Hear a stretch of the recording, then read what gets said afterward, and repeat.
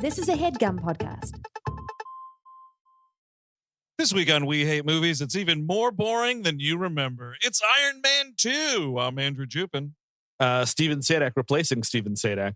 Eric Siska. Chris Kabovich. And we hate movies.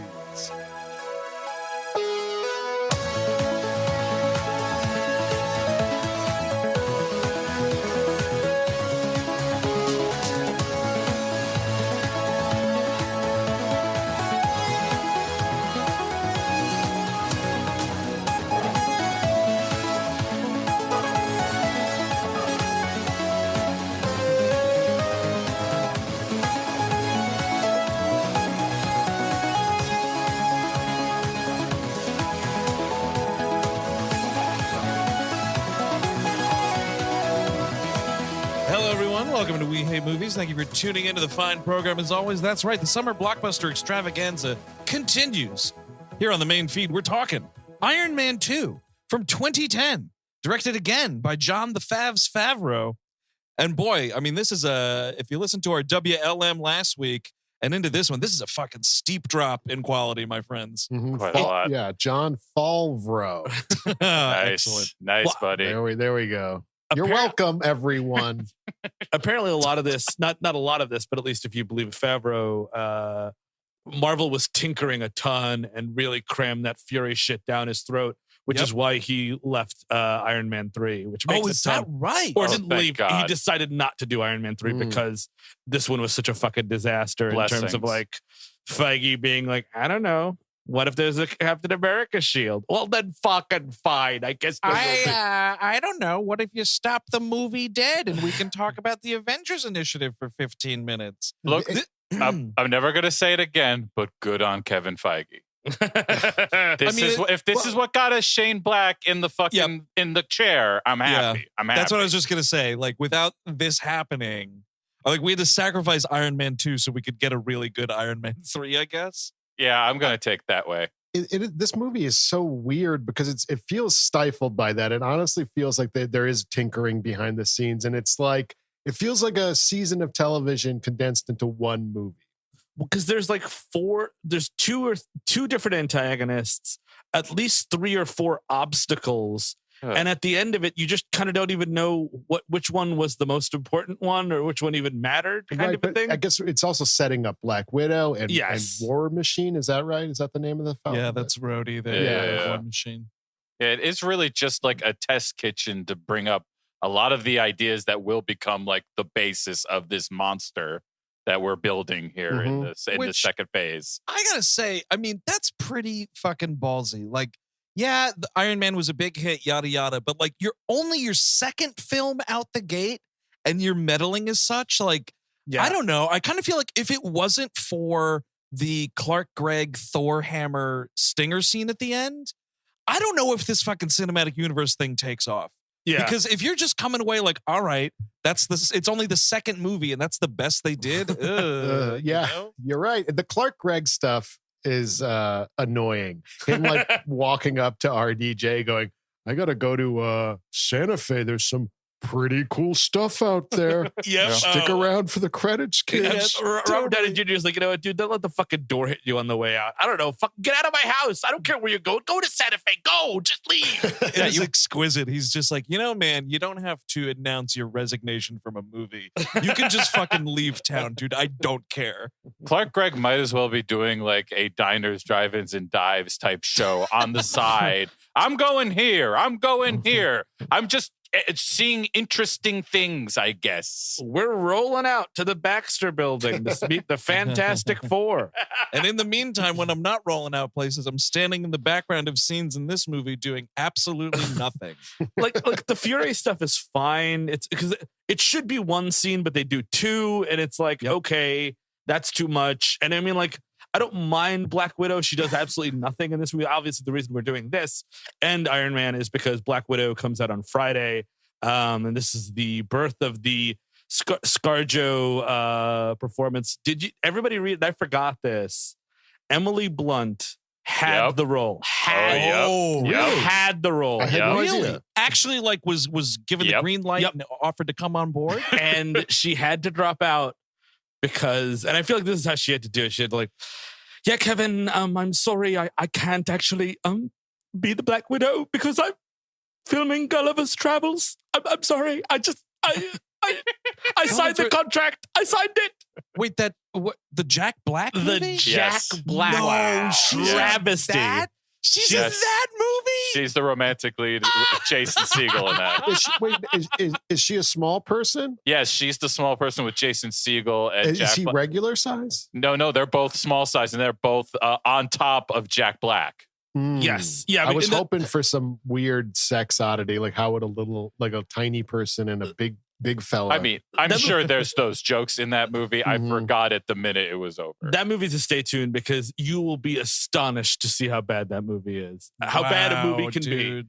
And it's just it's just, and I mean, her career's fine. You know, she's got those Quiet Place movies. She's people like that Edge of Tomorrow and all the other stuff that she does. But like, yeah, this is a movie. This is the role you kind of want. You know what's funny though, dude, is I didn't know that, but like a while back, I think around when like Quiet Place 2 was like, they were doing like press before it came out and before it actually came out. And, you know, she said something about like, oh yeah, I don't know. I'd never do one of those superhero movies. It's not really my cup of tea. Fuck you, fucking liar. Well, when you're this bitter about it, I mean, you've got to be like, no, those movies are fucking terrible. And anyone who does them is probably a pedophile. I'm just saying, that's what I've heard. Oh yeah, that's what I heard. If you can't have the money, you have to go fucking nuclear with this shit. You'd be like, oh yeah, fuck those movies. Who cares about those movies? I mean, she's not fucking hurting for cash, but No. that is just hilarious. It's just a sad situation. I mean, and I think unfortunately,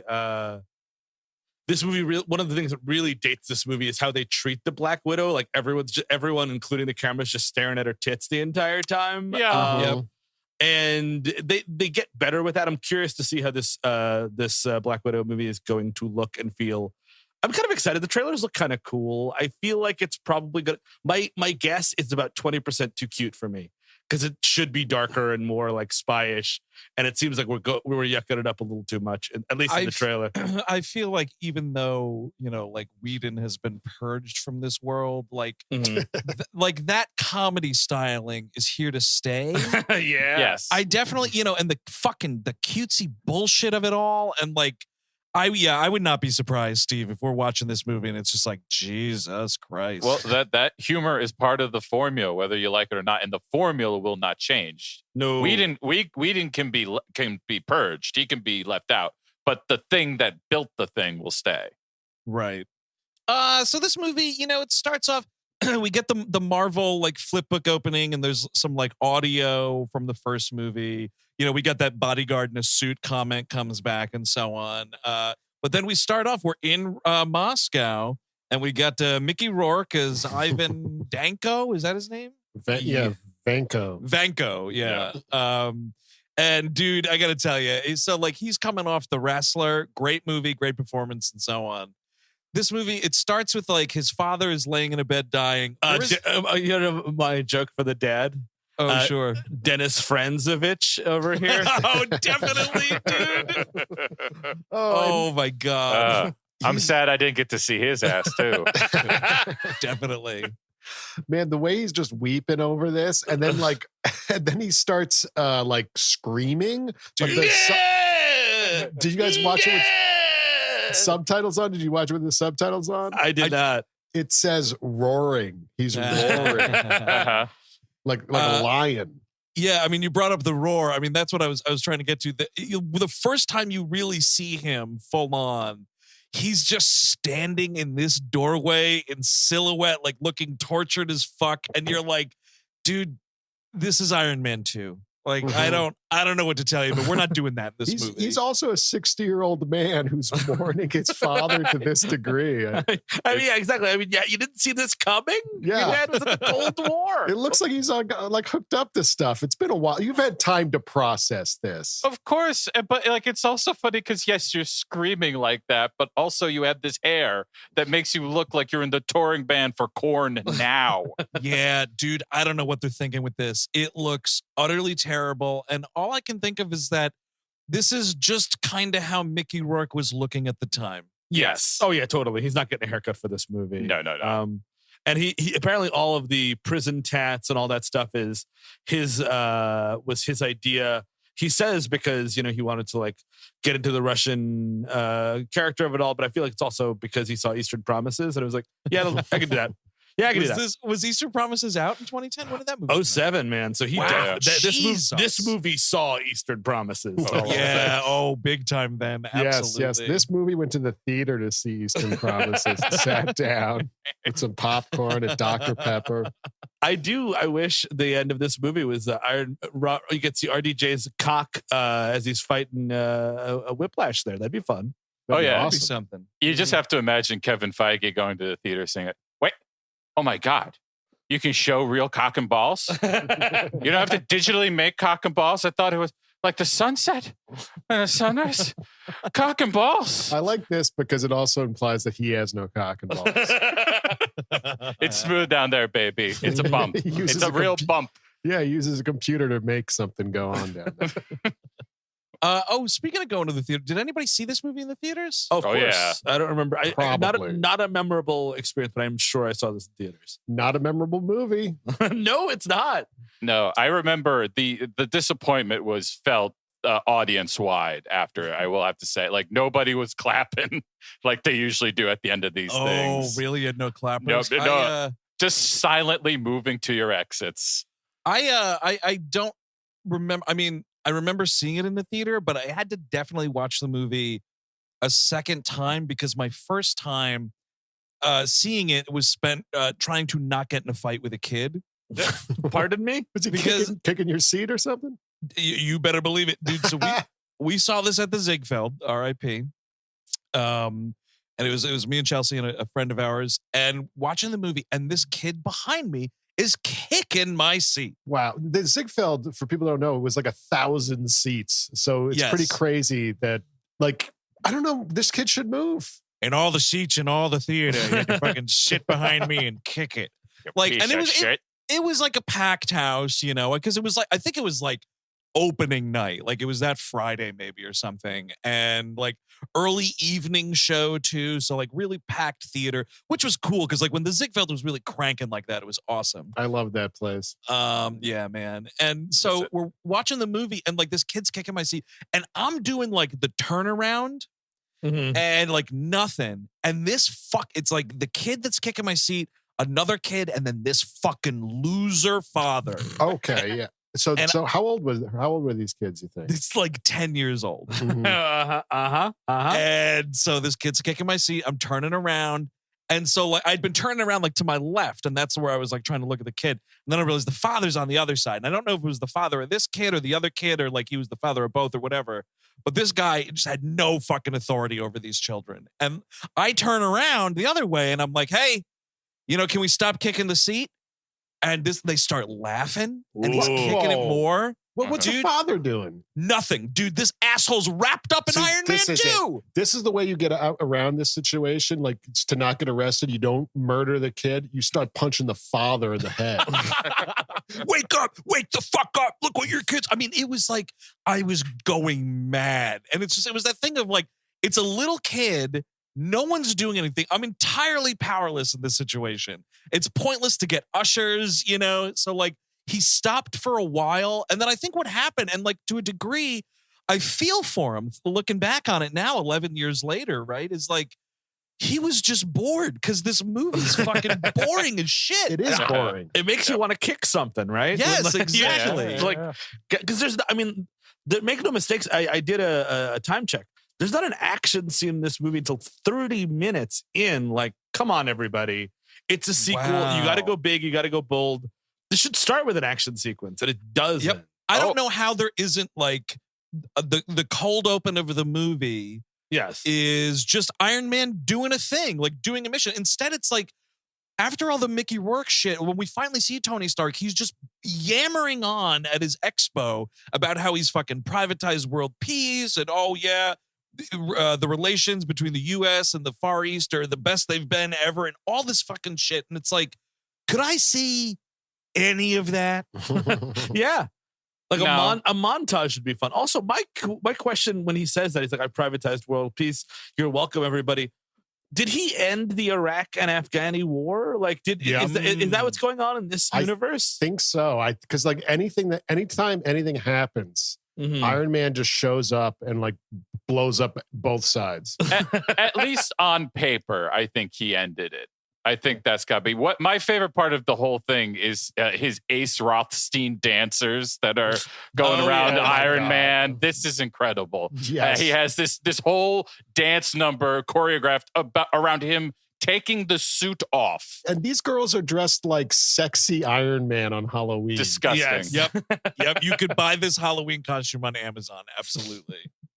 Sexy Iron Man. I mean, I do like the the opening part where he jumps out of the plane. This was AC/DC working for me right here. I don't know why. I mean, I think it's a better song, first of all, but like, I remember like it happened to me last night, but also when I was watching it, even when my fucking seat was getting kicked, like that whole, like him jumping out of the plane, all of those, the visuals were really cool. But then, it just gets into the Nick City dancers and you're like, It's like this cargo plane. And I'm just like, can't he fly already? Yeah, that's a good call. I mean, so that's the thing, right? Was there a deleted scene there where he's coming from some mission? Because that would have been cool. Oh, wait. No. Because you got to know that in his clause, he's not paying for the gas to get there. Oh, nice. Yeah, whatever. He doesn't want to pay for any extra, whatever he's got to put into this fucking thing. I don't know how much money it is per flight. It's probably a lot. Yeah. The arc reactor, right? It's just like, it's just infinite gas in his heart. Well, it is until the palladium chip burns out and like gets into his bloodstream, which is it's trouble with that palladium chip. You got to look out for that. I love that because I have no way to contextualize that in my mind whatsoever. Like, okay, the computer chip leaked and now he's got weird veins. It's been a real long time since I've watched this movie all the way through. And at the beginning, he does this big speech and then he takes out this little blood testing. It's blood toxicity level 19. I was like, I guess he's loaded. And then it's like, no. Flying while drunk. That's what I thought too at first. And then it's like, no, apparently his body is getting more and more poisoned. Also, they wanted to do, or they all teased for between the first and the second movie that this was going to be the demon in the bottle, the alcoholic storyline. Yep. And then obviously somebody got cold feet and it's just this like palladium chip nonsense. And I mean the bruising and everything, like they it's like so little, right? Yes. Like I think I said on the WLM that like this movie kind of touches on that. And it's like he's kind of fucked up in like the middle 30 minutes of this movie. But that's it. He gets drunk once as opposed to like, he's a full-on alcoholic. And to your point, Eric, like an alcoholic struggle is actually interesting and something you have context for. A palladium chip in your heart that is slowly detoxifying, blah, blah, blah. Like it just doesn't mean anything.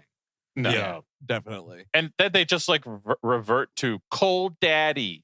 Mm-hmm. It was my daddy was the problem. And like, and I'm like, it gets so boring so quickly. And like, it's going to turn up at the end because we've watched these movies now. We know that fucking Howard Stark is a saint. Yes, of course. Can I steal a phrase from you, Chris Cabin? Sure. Hiring John Slattery as a 1960s businessman, that's some cheap heat right there. Oh, yeah. That is cheap heat. Yep. Oh, yeah. You saw the writing on the wall. You've been watching AMC. You just want everybody to know. You're right. It is really dumb to do that. But at the same time, it's like, he's interesting to watch. Yes. Yep. That's the thing. It's a real fucking dance with the devil here because it's lazy and stupid and so on the nose. But at the same time, John Slattery is an incredible actor, and I could fucking watch that dude take a shit. I would definitely watch him take a shit. We could get like Chris. Let me get this out. We could get like an app called like Poop Plus. We could put on the smart TVs, and we can watch celebrities take poops. Look, all I'm saying is justice for what's his name, the other. The other person that played Howard. Justice for him. Who were the first? Yeah, well, they were like, we just needed a guy. That guy he was a fucking Getty stock photo. It was a newspaper clipping. Justice for clipping guy. Oh, justice for Clippy himself. Dude. That guy Clippy was assassinated by the Microsoft Corporation. Here's the thing, though, is for your app, Eric, which I really like the idea of when Oh, you can thank watch you, the thank celebrities take shits. Yeah. I would you need to do this thing where there's no browser history ever, because it's not like That's right. Yeah. I would want to watch John Slattery take a shit, but I wouldn't want people to know about it. You know what I mean? Exactly. I'll be sure to mention that on Shark Tank when I take the idea there. Because then it'd be like, so who'd you watch take a shit this week? And I'd be like, Gal Gadot. And it's like really like Paul Giamatti and John Slattery. I could just, I would love to see Eric on Shark Tank with this one. That really would make me happy. You start off like quoting Chuck Berry. And I'm gonna first off, I'll raise some capital, to show people what this is by just spending money on Cameo and finally getting some celebrity to agree to take a shit. I bet you get Tom Arnold to do it, dude. I bet like $10K that dude's shitting buckets for you. Oh yeah. You gotta find some motherfucker that's in some real financial dire straits. I think and then you roll that for Mark Cuban and the boys. And suddenly you're rolling in it like a pig in shit. I just like the idea of you getting into NFTs to fund this. Yes, and then Not the other way around. NFTs, I don't understand either. That's like the Palladium chip or whatever. Yeah. Mr. Wonderful is like, you know what, Eric? I'm gonna make you a deal. It's gonna be, I want royalties on every shit that is taken for the next 3 years, and when I make my money back, I own 6%. If there's any corn in that shit, I want that. That gets sent right to my office. What is this guy's name? Mr. Wonderful, the guy whose wife killed somebody on a boat. I was gonna ask if Mr. Wonderful was associated with the fucking boat related homicide one of Yes. those fuckers was in. Of course.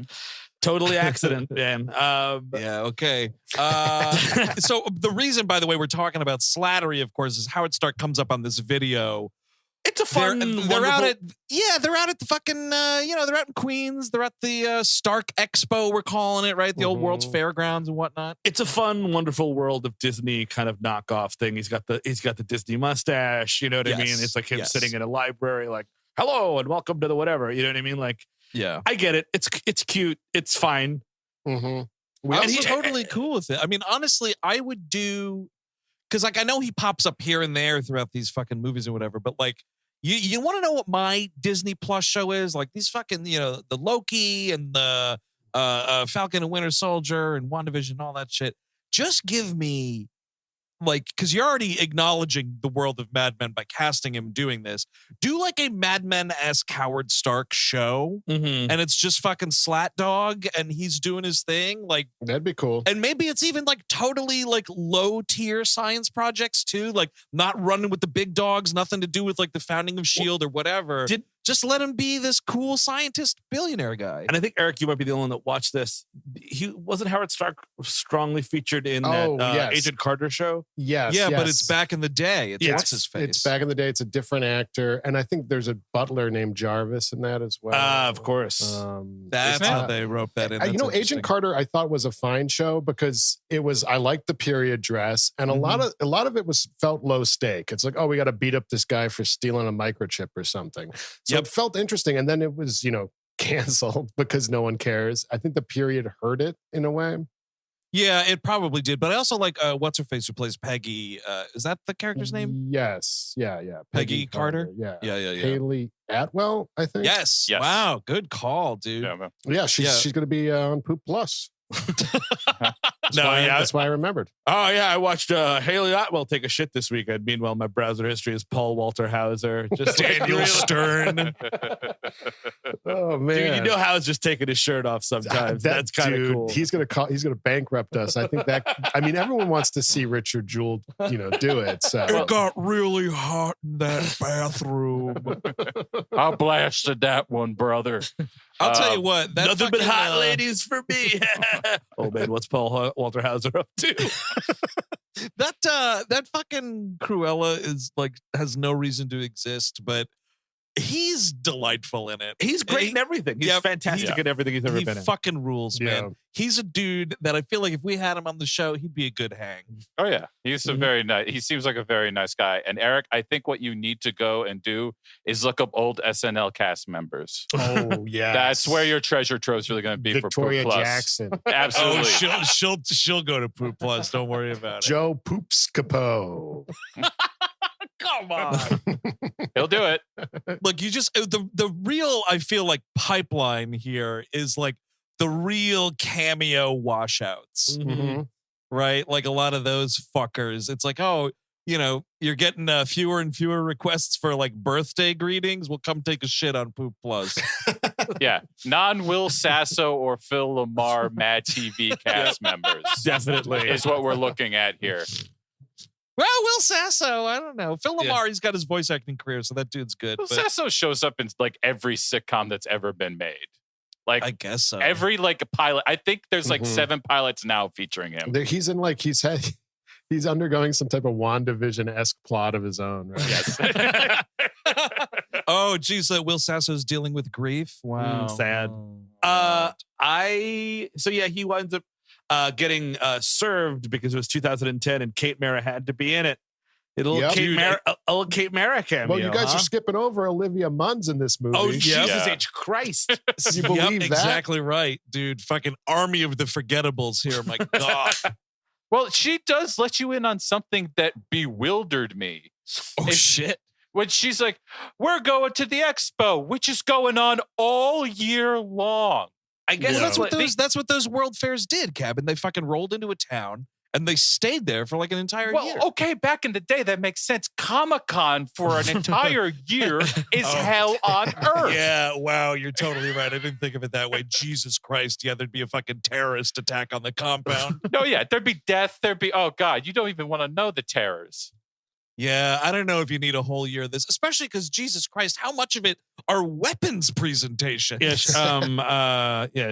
Day 294 of Comic-Con New York. And the news on the ground is grim. They've eaten John Byrne. John Byrne has been eaten.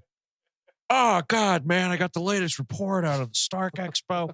Oh, these are Americans. They shouldn't have let this go this long. Oh man. Oh, wait, now they're eating people? Oh man.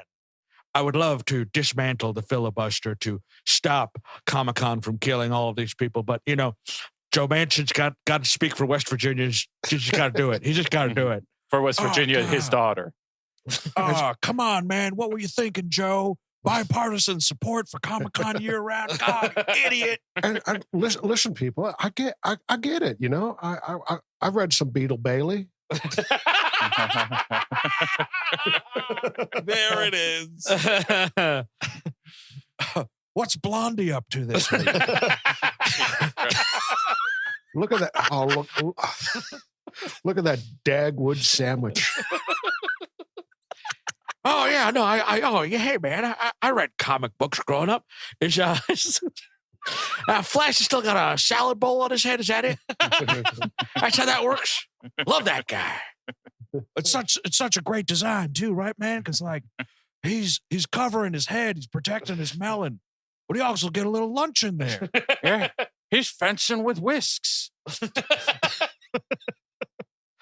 Oh, But whatever. yeah, Yeah, this expo's a bad idea.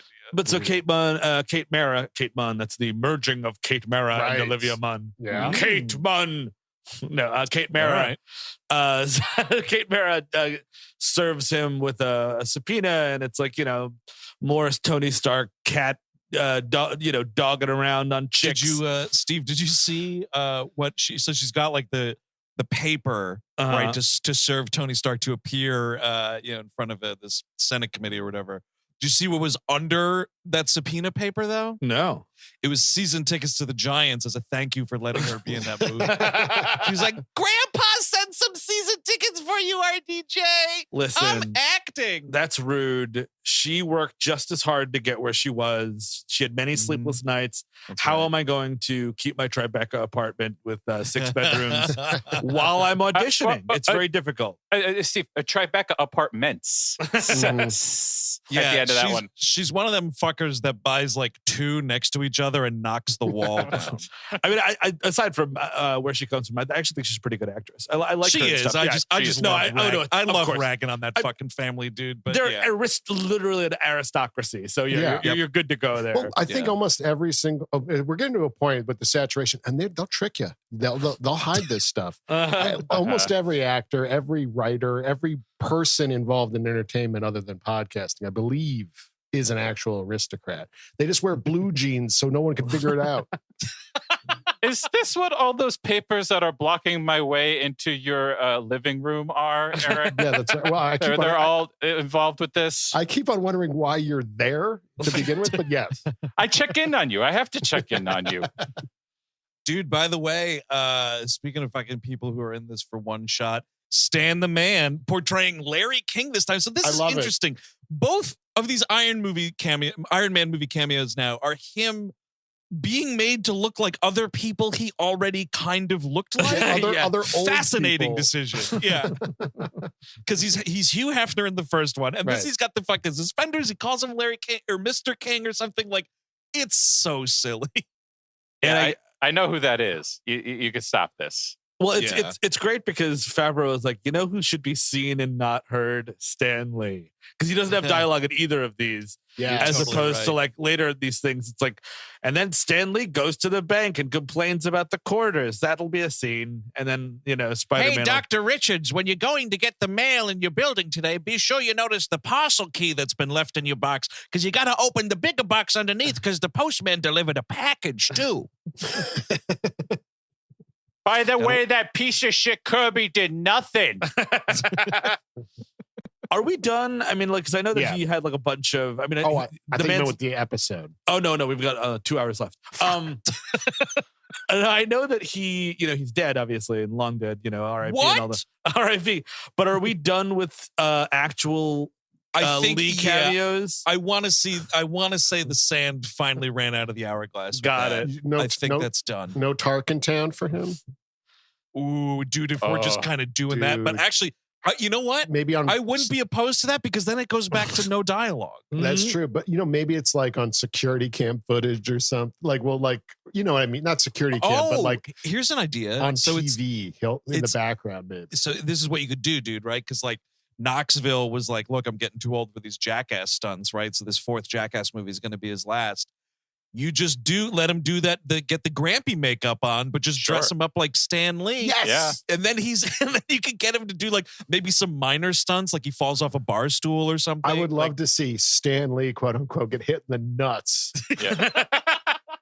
Or, I mean, it's just like maybe right before he died, they called him up. They're like, all right, Stan, we're just going to knock out 100 of these. You just need to start reading off comic book character names. I wouldn't be surprised if they did that.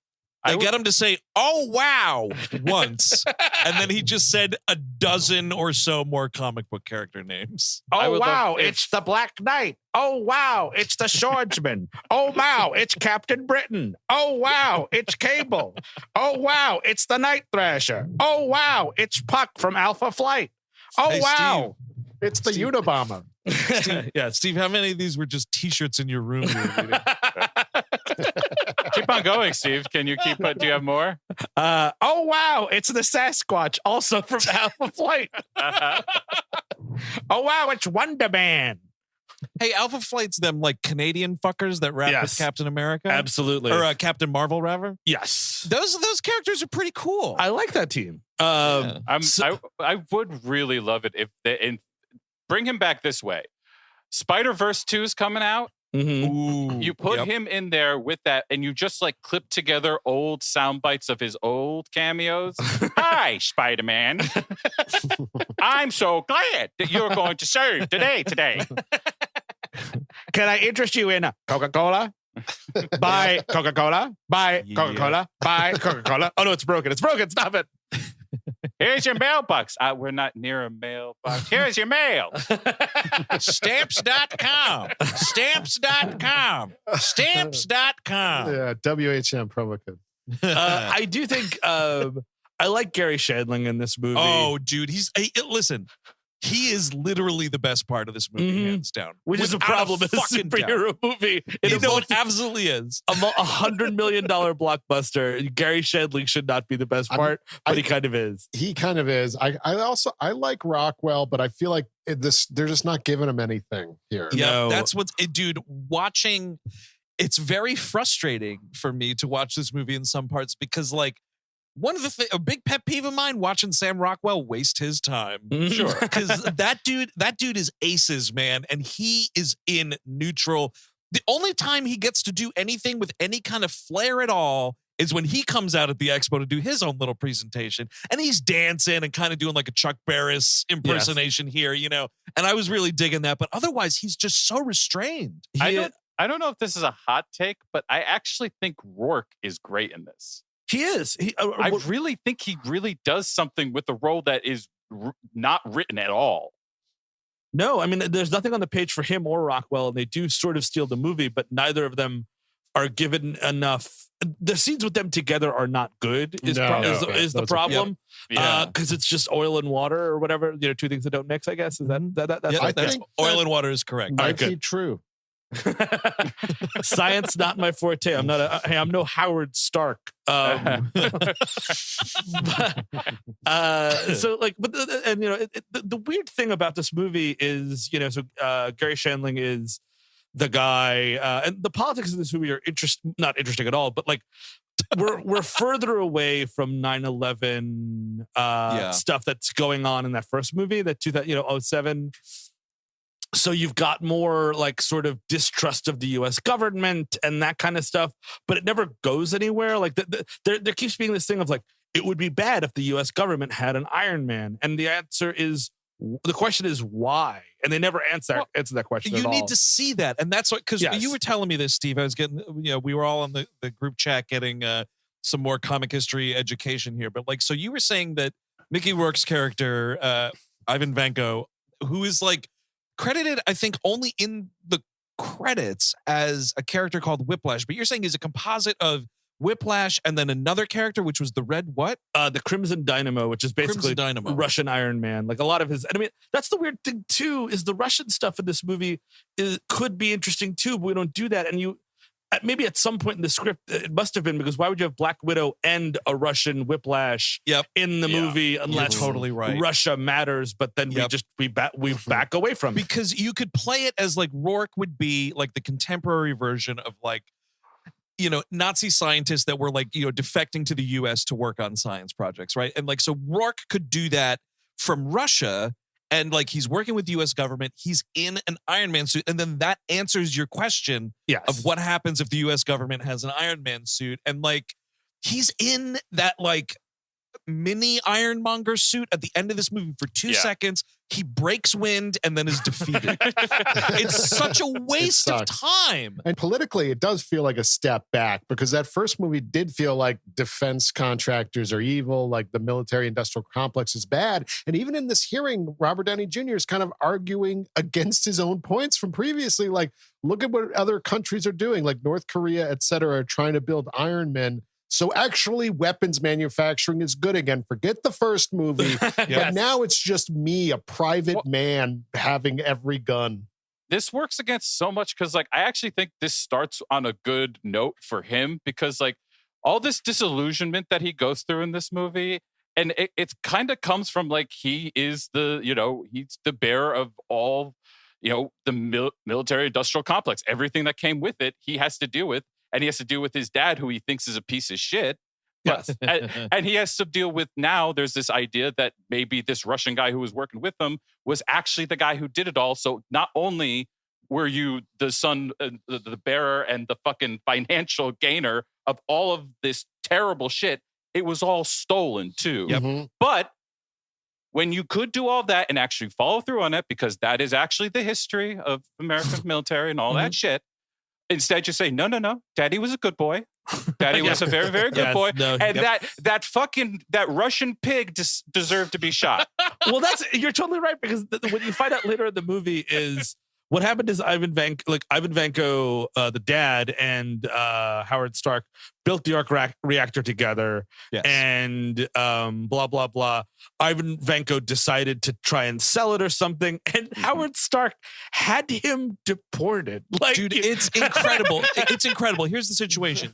Here's Howard Stark, fucking billionaire dude already, right? Or like, you know, it was the whatever, the 50s and the 60s. So like, maybe he's just a millionaire, even still. Over, you know, multiple times over a millionaire. Here's this fucking Russian immigrant that's like, hey man, it'll be cool if we use this invention that we had here, the arc reactor, and I don't know, maybe make a little scratch off it. And this piece of shit mustachioed motherfucker is like, you know what? Deported. Get out of here.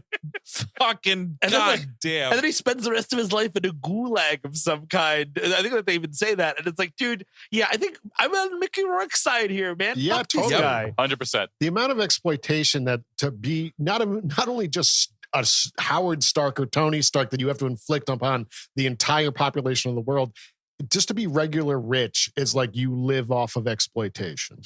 Mm-hmm. Yeah, and we have a lot of like silly scenes about like, look how bad the Korean Iron Man is, and the North Korean Iron Man man. failing is kind of funny. Yeah, it was giving me like RoboCop 2 Yes. vibes. Ooh, big time. Yeah, you're right. Yeah, the testing out of the RoboCops that are failing. My favorite one is the one that rips its own head off and screams and dies. I think that's a franchise highlight for me. Absolutely. But I love how like heated this thing gets, and at the end of it, Gary Shandling tells him to go fuck himself, and it gets bleeped. Fuck you.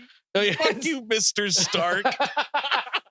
It's great, and also, I mean, we allude to this on the. Or I flat out think that I love him in everything else. Don Cheadle is pretty sleepwalking in this movie, and he's got no feel for this character. He doesn't pop off the screen. He just is sort of there. I think he gets better as these movies go on. Mm-hmm. But right here, it's interesting because like, and I don't know what the deal was because like Cheadle doesn't do things half-assed. And so like, I don't know if he just had beef with like the production or what, but he really does feel like he doesn't want to be there versus Terrence Howard, who comes into that first movie fucking going on all cylinders. He's excited. He knows what's going on. The character actually has some definition to it. And here he's just like, whoa, hey, Tony, don't do that. There's some friction between Howard and Downey in the first one. This is just like cheerleading. It is. Like, even when you are like brought in to be like the person who keeps him in check, you're still cheerleading him. It's incredible. Yeah, it's like, well, Tony wouldn't do anything wrong. It's like, well, I don't know. Maybe he does, No, he's the best. He's the best boy. I mean, he is at least kind of like, it's weird, right? Because he's sort of testifying against him right here. But then at the same time, like Gary Shandling makes him read a quote from a report out of context. And like, so, and he tries to fight that at least. So you're right. Like he is like, now, wait a second, you're about to make me say something mean about my friend. But it doesn't, I didn't mean it the way it's about to come off out of context. Like he tries to preface it with like, he's my buddy. And like, I feel like Cheadle is just sort of very like non in this. I mean, he's in the movie, but he's just kind of like, all right, Yeah, I mean, that's the thing is like, we have too much to focus on. Like, if we just focused on his character and built up the whole war machine thing, and I think it would work better if there was one villain and then maybe we were building up Don Cheadle's character a bit. Yeah. Get rid of this fucking Justin Hammer storyline. It doesn't make any fucking sense. You do it better in the third one anyway. And it's also, I mean, the first movie, which we do like, by the way, check out the We Love movies on Patreon. We're not all, we don't only fling shit. But in that movie, the bad guy was a fucking, military industrial complex defense contractor executive type. And now I don't need another one in the next movie. That's exactly right. And I mean, you get Bridges, who's a fucking powerhouse in that movie, and you give him some rope to fucking do some stuff with. You know what I mean? Like, as opposed to this, like, nobody has enough room. And I mean, look, the movie's only 2 hours, thank God. Yeah. But I mean, what they're setting up and what they're doing, it should almost be 3. You know what I mean? Yes. No, that's exactly right. And that's what's weird is like, Rourke, who should just be the villain of this movie, right? And he should get to menacing with Tony Stark without the aid of anybody else, right? Because like the thing that the first scene with him after the dad dies, like he successfully just builds the mini arc reactor in his fucking little apartment in Moscow. You know what I mean? It's like it's like a Forged in Fire episode. It is. I mean, it's essentially what fucking Tony Stark does in the first movie. It's just a Russian apartment cave. Okay, very inspiring. Okay, Blacksmith, at your home forge, you'll have 1 month to complete an Iron Man suit. Oh man. Sheen as Sheen in the popular movie Iron Man from 2007. Have they touched on this movie at all, Steve? Is there Iron Man shit in that show? No. Okay. I mean, like the only time that it was the fucking saddest thing I've ever seen was when that Robin Hood movie was coming out, and the Jamie Foxx one. Oof. And it was like Jamie Foxx, like the challenge was some sort of Robin Hood sword. It was like a video of Jamie Foxx being like, I can't wait for you guys to A, see this movie, and B, make the sword? Yeah, okay, cool. Dude, did the video start with Jamie Foxx going, what is this for? Exactly. Pulling on a vape. And just I'm a sucker for Robin Hood, and that movie was probably one of the worst movies I've ever seen. See, that's how you know it's a bad Robin Hood movie, dude. If you even don't have good things to say about it, look out. I'm a Prince of Thieves defender, for Christ's sakes. I mean, Eric, I do want to say you saying that the last villain was a military contractor. So is Sam Rockwell in this one. He's like an army. It's funny how, like, what was Obama doing? He was reaching across the aisle. He was trying to get some people on the right side to work with us. What do? We do that in the movie too. We reach to the fascistic 80s movies where the Russians are always the villains, and we bring that over, and we have both the villains in the same movie. So that we're both. We're doing both. But and here's the thing though, at least like if it was just Mickey Rourke and Sam Rockwell doing their thing, fucking Danko and Hammer, that it would be the field would be crowded already, but like you could work it out. But then like they don't even have a fucking prayer because the movie keeps stopping for all this fucking stuff to set up the Avengers initiative. Yes, exactly. And the thing, like, so it's like nobody in this movie had a fighting chance. I like just scenes. Rockwell's hammer, like it's a financial stake for him, and then Mickey Rourke is about his fucking dad. Yeah, like, I would almost rather it be one of those cliche kind of 80s movies where it's like, yes, and then I bring back Soviet Union. Sure. Yeah.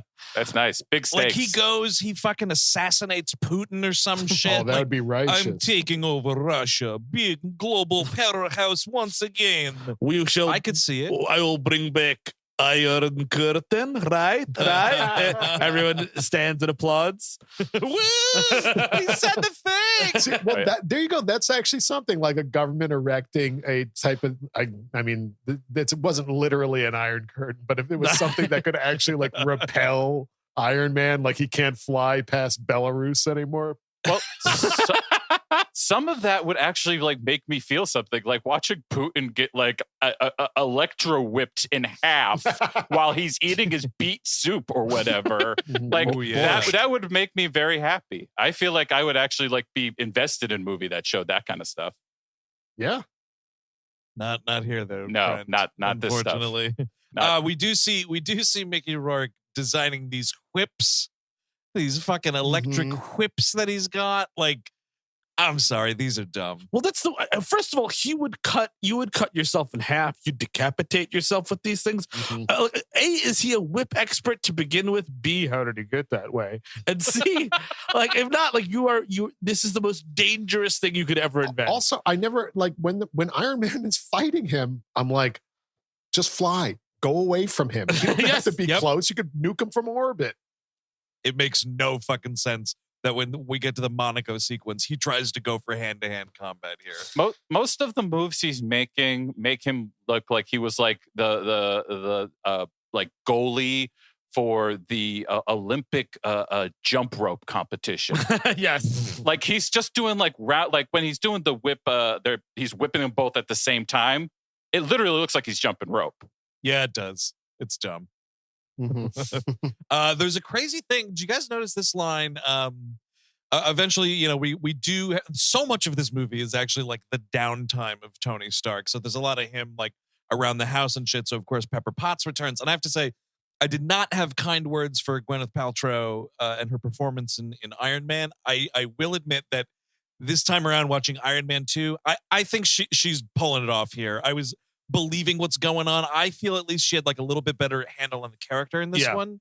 But I do look, there's a crazy now, like in 2021, watching this throwaway thing where the beginning of the movie, she's got a cold and Stark is like why don't you put a mask on with that cold? And she scoffs at him. Yeah. And I'm like, dude, nowadays, how about you fucking put that mask on, Pepper Potts? Speaking of the downtime of Tony Stark, did you notice this line from Jarvis? That when he comes back from testifying before Congress, Jarvis says, "It was refreshing to see you in a video that you had your clothes on in." Dude, what is that? It's fucking sex tape? Exactly. We talked about on the WLM episode on Iron Man. This dude is a sex criminal. He's got sex tapes. Everything is fucking bugged. It's insane. I will get to it a little bit later, but there's something that I realized in this movie about Tony's sexual proclivities. But yes, it is so weird that this sentient thing is just watching you fuck all the time, dude. It's really weird. It's really weird. Also, dating this movie in a really kind of shitty way. He's like running around the house. Him and Pepper have their banter and whatnot.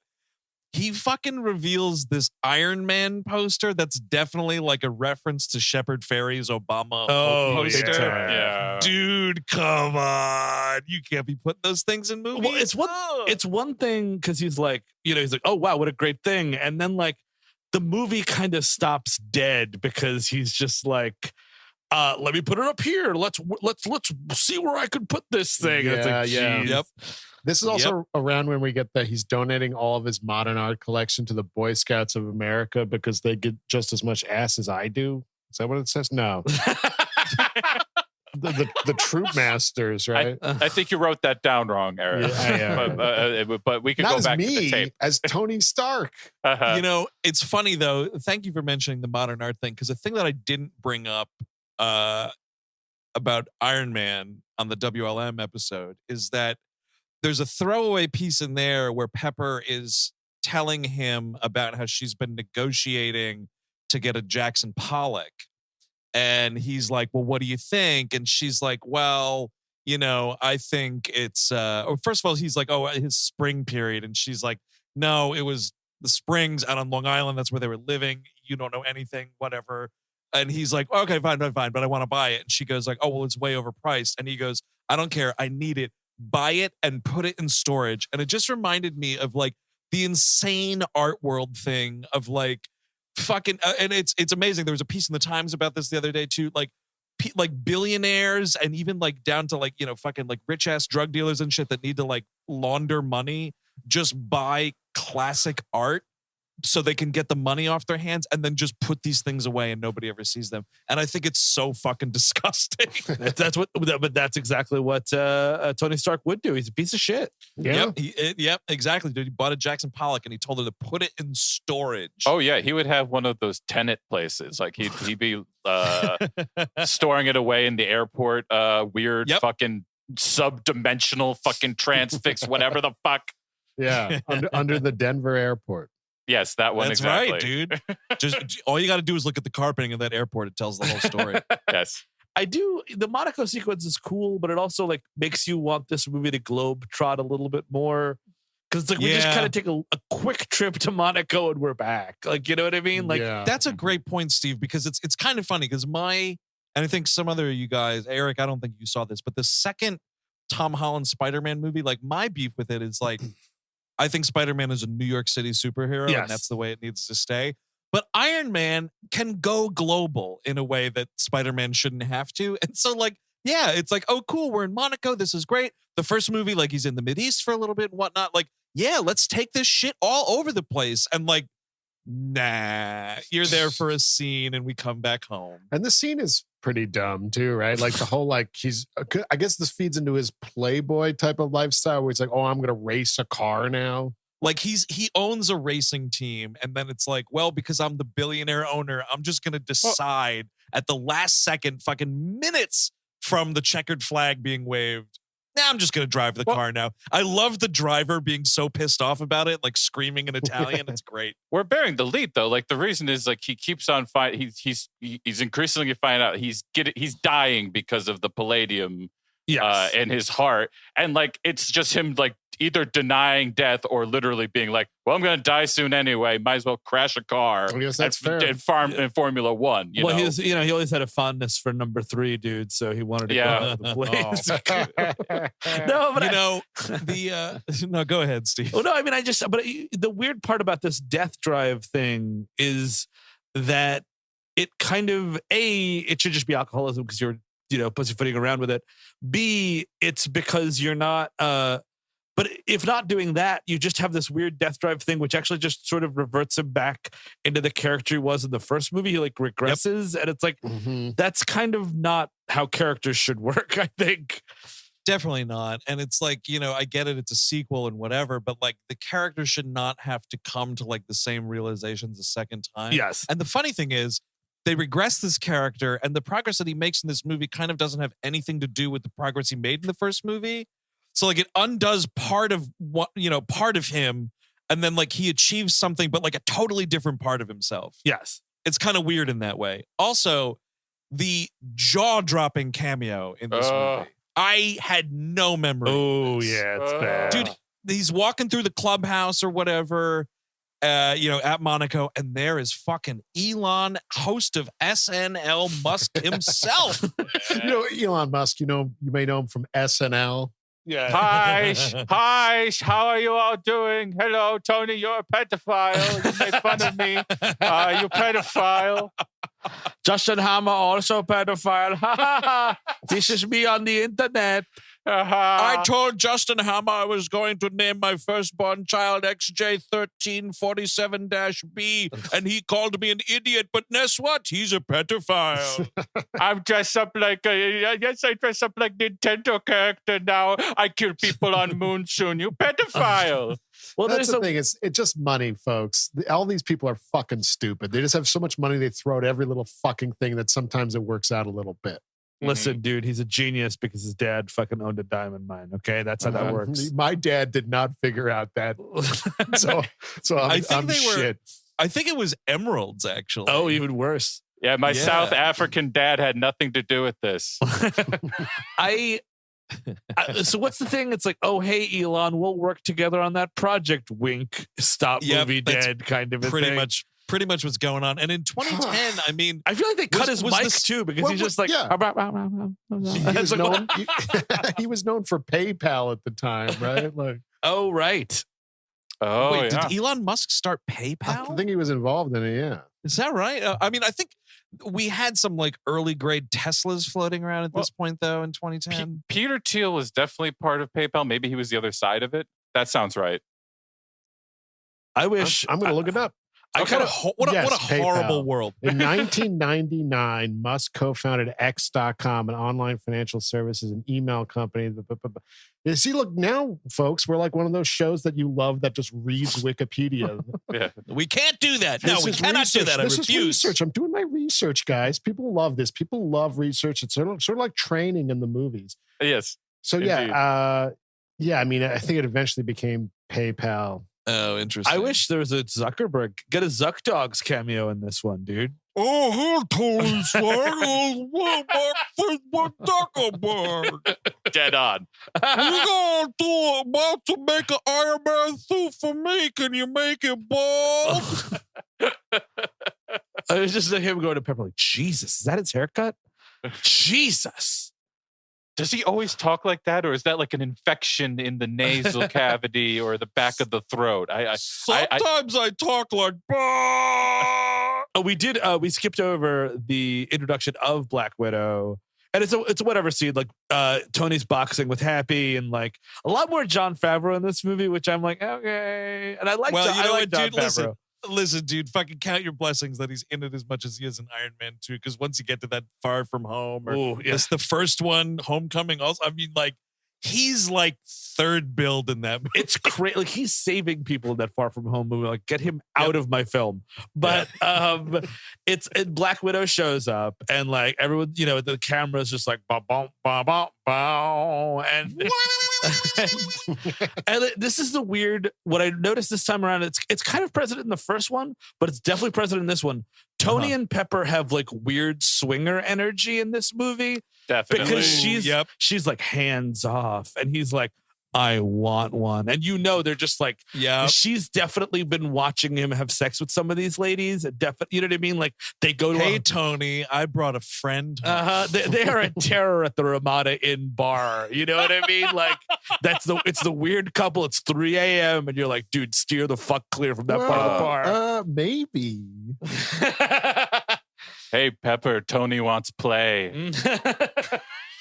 I mean, I don't know, man. Fucking Robert Downey Jr. and Gwyneth Paltrow. That's true. Come on. Yeah. Sorry, Steve. I stepped all over you. That's fine. I just, here, there is a Cosmopolitan from the couple at the end of the bar. We like your energy. Honestly, yeah, we would all fuck both of them. Oh, for sure. We'd get into that course. sandwich. Yeah. We'd crawl into bed, get tucked in. I'll be the mustard in that sandwich, whatever you need me to be. Pickles, whatever. Fucking just go ape shit on me. I'll be honest. I'll just come clean. I prefer him with the gap in his teeth. The old school. I would prefer that version, but yes, of course, yes. But I mean, like, just there's this weird, like, in the first one with her and Leslie Bibb, it's like, let's take the trash out. It's all part of the game. It's like there's like a weird phantom threadiness to it as well, which is weird. Totally. All you're missing is the big breakfast, dude. You are absolutely correct. Well, also, it doesn't help that Scarlett Johansson's awful in this. I thought. I honestly, like, she does the stunts very well. Like, she's good in the action scenes, but like, she seems really vacant in all the dramatic scenes. Like, completely not there. To be fair, there's nothing on the page for her though. Like, when she has her do an Avengers, she's quite good in that movie. You know what I mean? And she's quite good in some of those later Avengers movies. Yeah, this movie is very weird with her. So she's undercover at Stark Industries as like Natalie Rushman. And like, there's a scene of where like he's looking up her history, like Google or whatever, and finding out her resume and finding out that she modeled in Tokyo. Let's look at these lingerie photos, folks at home. Mm-hmm.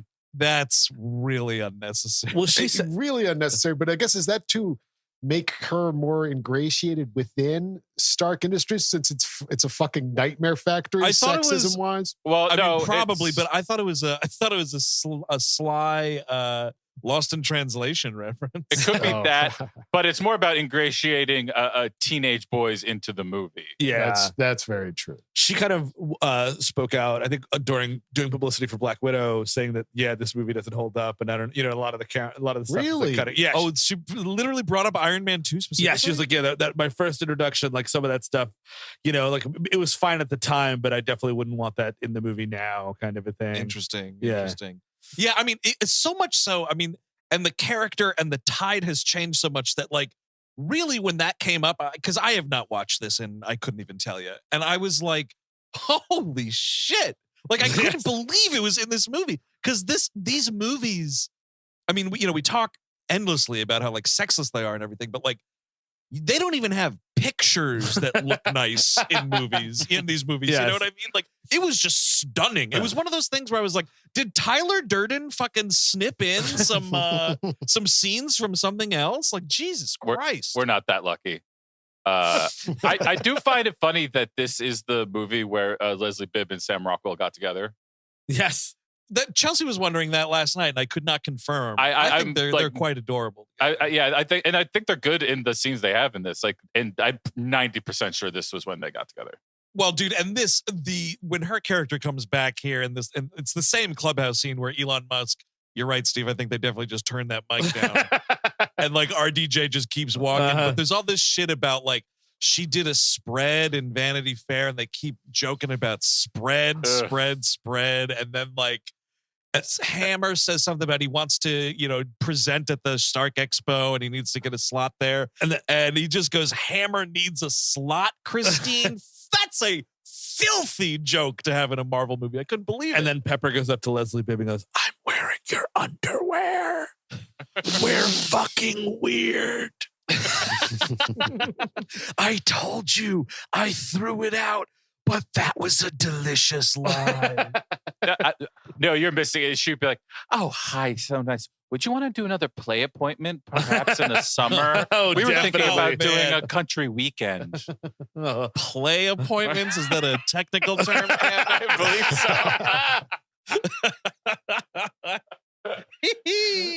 so. Dude, here's another legitimate laugh in this movie is like, so the race is going on, and we've seen in a 2-second scene, it doesn't matter, but Mickey Rourke has acquired plane tickets and a passport to get himself to Monaco. Here he is in disguise as like an EMT, just walking around like do do do do do.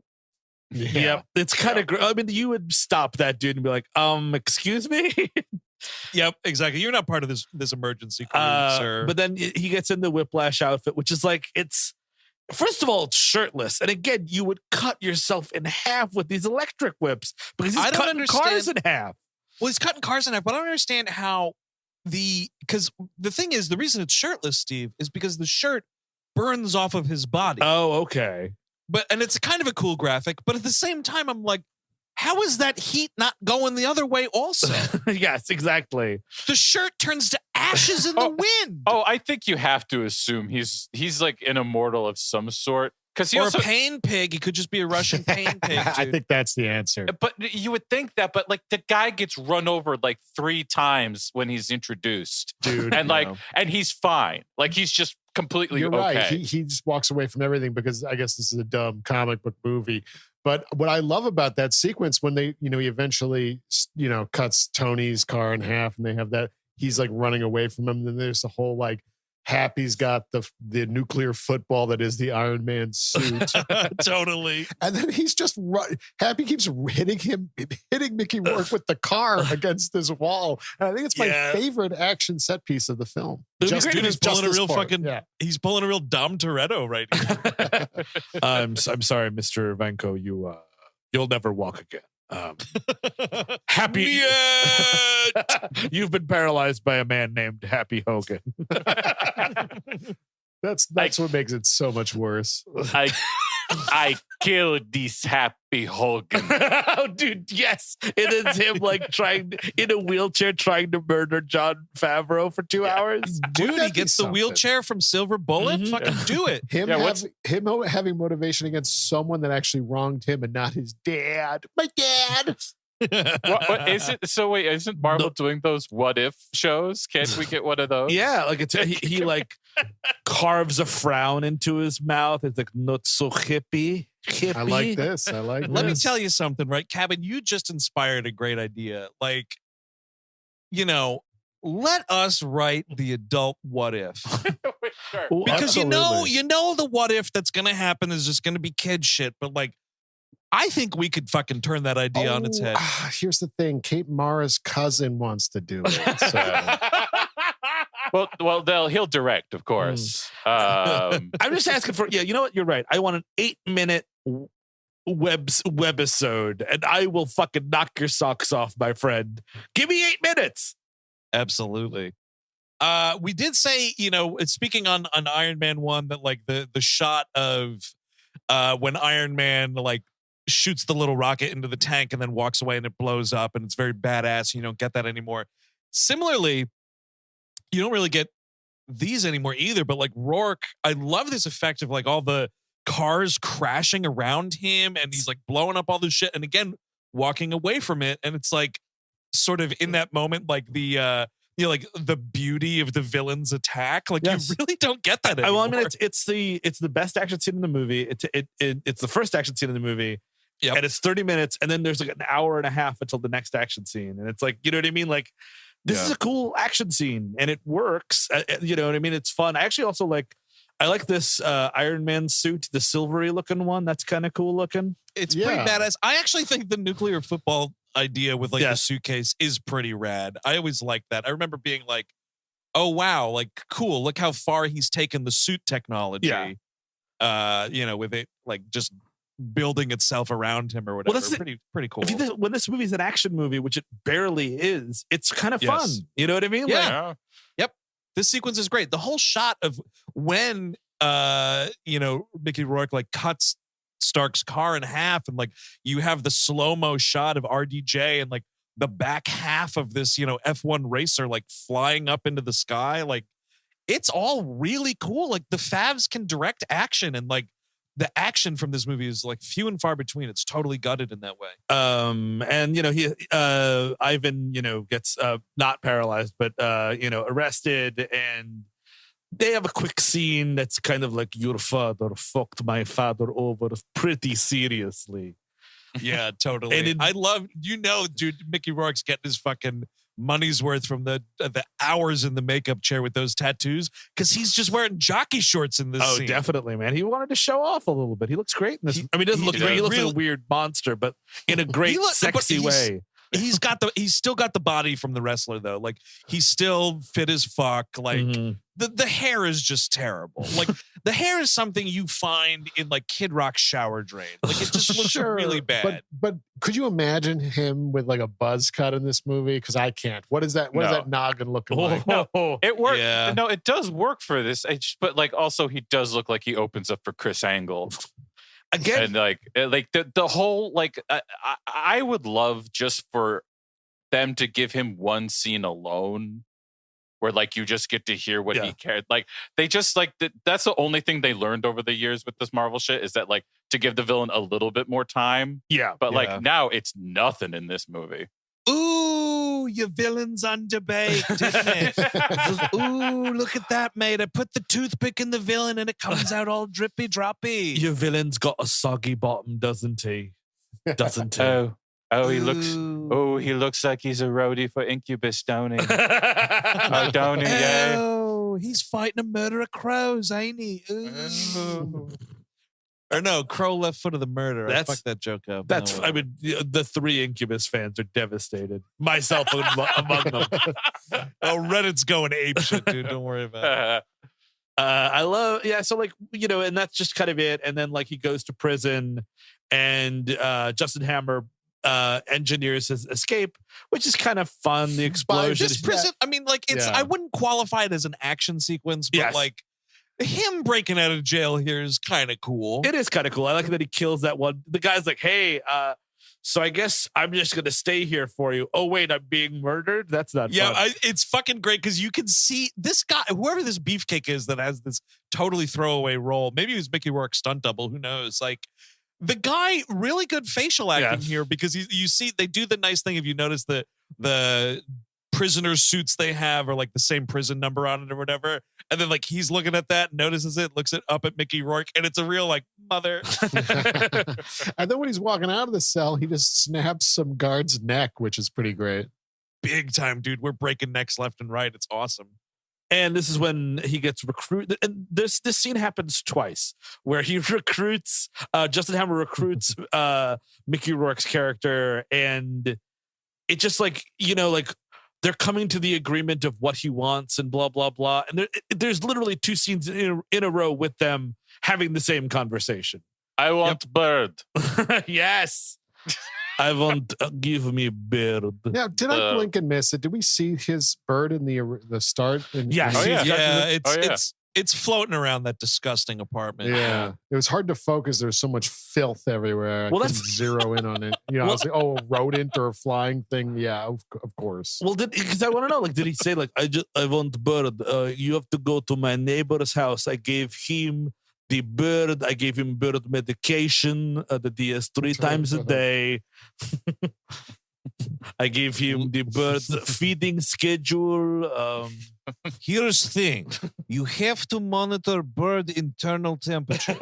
Way to do that is only to stick thermometer up bird asshole. Slightly bake the bird seed before feeding.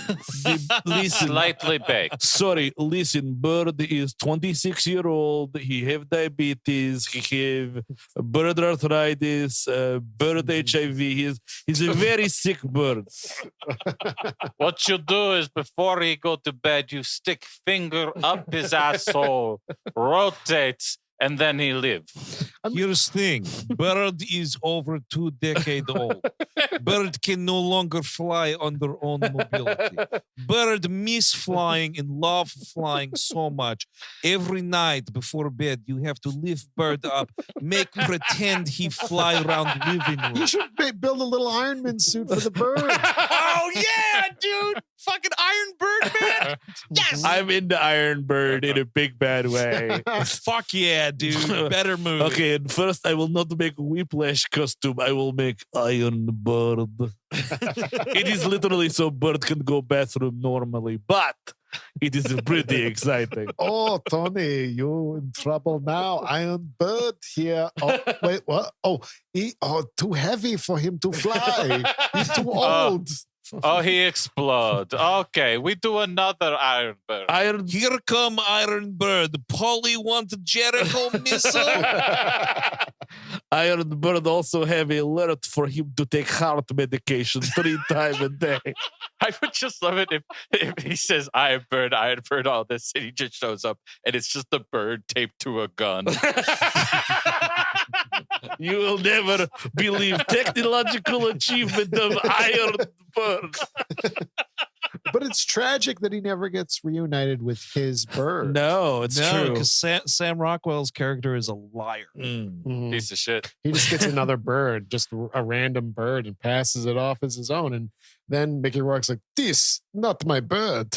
Yeah, totally. Hey, did anybody catch a quick glance here at because we get a quick establishing shot of Hammer's Hammer Industries like offices. Is that Long Island City, our old Yes, I stomping think it ground? is. I believe I saw It's that. Right? probably Pretty cool. literally right in this Silver Cup Studios, like right there. Or actually, Yeah. Oh, I'm sorry. I read that this was Elon Musk's SpaceX facility, which I guess is in Queens. Ugh. Oh, okay. That sucks. That's But yeah, no, it was kind of funny because I was watching it and it's like Hammer Industries and like, the 59th Street Bridge is right there. And I was like, Hammer Industries is located right where that strip club is off the bridge on ramp there. Which, by the way, I drove by it the other day, still in business. It survived COVID. that's good to hear. Yeah, so like whatever. Meanwhile, Tony is like he wants to tell Pepper what's going on, but he won't. Apparently, and also this part of this movement in the movie doesn't make a ton of sense because Tony Stark was attacked by a guy with whips. Everyone's like, well, now everyone has the Iron Man technology. I'm like, well, not really though, right? That's just a guy with a bunch of whips. Yeah. But you know what? It gave him a run for his money. I think it's the idea. Yeah. And I almost said Elon Musk instead of Mickey Rourke. Mickey Rourke has a pretty good line about how, like, if you show that you could make God bleed, people don't believe in God. Yes. Right. Mhm. Yeah, totally. So it's all about the chum in the water now. Everyone will come and try to kill him. And it would be interesting if that was beyond just Mickey Rourke and Justin Hammer. Well, that's to his credit, he's correct. They just keep on coming after him until they actually kill him. But what I would love is like some X Factor energy or something at the very end of the movie. Like suddenly North Korean Iron Man is here. Well, that's a cool idea that I think they did in the comics. There was like a series wherein like somebody steals the formula to his shit, and now there's all these knockoffs that he has to go fight, and that's a really cool idea. You know what I mean? Yeah. Like, big time. and that necessitates a lot more action scenes, which I'm okay with. Me too. Isn't Guy Pearce kind of trying to do that in the third movie, Cabin? I don't remember. Oh, exactly. I think he Well, does yeah, have yeah. multiple suits, right? Well, he has multiple suits. He calls in all of Yes, his that's the suits big at like, the end. yeah, Right, the right, end right. of it. I Uh, was trying to remember what Guy Pearce's actual like plot he's was. trying to turn it into your human. He's trying to meld humans and Oh yes, the that's suit. right. He wants to like turn like because he's an Iron Man suit as a human. That's right. Yes. That's right. Yeah. Which is pretty cool. And I mean, like Hammer's thing is he wants to make a bunch of like like soldier suits or whatever that he's going to then sell to the U.S. military. Yeah. And that is what Danko is supposed to be working on. But before it's actually revealed what he's doing, we do have the big fucking Tony Stark birthday party scene. Well, because he's like, oh, it's my last birthday, and he asks Right. the Black Widow, like, what would you do? And she's like, well, I would do whatever I want with whomever. And I agree with you, Eric. She's like, I would do whatever I want with whomever I want. Goodbye, movie. She's not really. I mean, and again, I do think that she's good in this. She's great in other stuff for sure. What do you call that? Under the Skin's an amazing performance, and she's also she's really great in some of these. I like her in the Avengers movie. I don't think that movie works without her, but in this one, it's just hi, Tony. Since Ghost World, man, she's been good for a while, and I even think about Ghost World because, like, even in silent moments in that movie, she's very expressive. And in this movie, she's not at all. And I don't know. I assume that's just not the what they're asking for here. Hey, John. Hey, John. Quick question. When's the rest of my costume? Wait, that's it? Okay. Look, you're gonna be really happy. I vetoed the bikinis. Okay, I vetoed the thong. Yeah. Okay, just be happy. Okay, Scar. Sorry, Toots. Feige wanted to take even more away from you, and I fought as hard as I could. He actually said the only way we're going to get an R-rated Marvel movie is if I get you naked in this picture. I fought against the pasties, okay? I fought tooth and nail against the pasties. I was going to say, I mean, like, the late DJ AM has more charisma than she does in this movie. Yes. Indeed. Oh, he's dead? Oh, he passed away years ago. Yeah, I think it was almost around the time of the movie. Right? Oh, wow. The movie's dedicated to him. It's an awkward, like, the ass end of the credits says, dedicated to DJ AM. But decades from now, we're going to find out that we were losing DJs like we were losing wrestlers. Like we're losing football players. Like, really. No, it's a fucking hard life, man. That's why I'm, like, so thankful that Questlove is, like, on this whole health thing, because, like, that's a tough road, man. Being a DJ like that, definitely. I hope Aoki is watching himself. I hope he doesn't want to go too hard. Danger Mouse, watch yourself. Aoki's doing all right, man. He's doing quite all right. Okay. Oh, I should say around here, because he's like, Stark is drunk and yammering and whatever in this party. He brings up something that we were wondering about in the WLM Iron Man episode. He is talking all about pissing in this suit. It's true. It's very, and he actually pisses on camera. There's a urination scene in this film, which I appreciate. Because Eric, you can upload that to Piss Plus. Well, first we need a successful launch of Poop Plus, and if enough people sign on, maybe we'll add like a piss shingle to our brand. It's part of the 10-year business plan, of course. Yeah, all laid out. Yes. Phase 2 of your excrement series, dude. I love it. Dirty Fingernail app also coming up. Digital Defecation LLC. That's our company. The joke is like, everyone always asks, he's drunk. He's like, everyone always asks me how you piss in this suit. Like that. And it's like, oh yeah, he's pissing. Dude, he's kind of stealing Steve Martin's material a little bit. Oh, yeah. Right? It's a little Dirty Rotten Scoundrels ref, like just a little. Oh, right, yeah. But it's funny because later when Pepper's like chastising him, she's like, you peed the suit. And he's like, there's a filtration system. You can drink it. Yeah, she's like, listen. Actually, I want you to drink it. You better drink it. Pepper. Tony, there's too many people here, Tony. Be quiet. All right, I'll save my drinkable piss for the next play date. Piss play date. We've got Cindy and Sandy upstairs, and you're too drunk to do anything. This is a fucking waste of my time, Tony. Hi, welcome. Yes, okay, so the left Brita filter, that's cold water. The right Brita filter, that's Tony's piss. Cooled. If you want to drink it. It's fresh, and it tastes quite good. Who wants to play Waterworld? And by that, I mean the first 30 seconds of Waterworld. Yeah, which is pissing, and now I need to get a map of a little girl's back. Where's Kate Mara?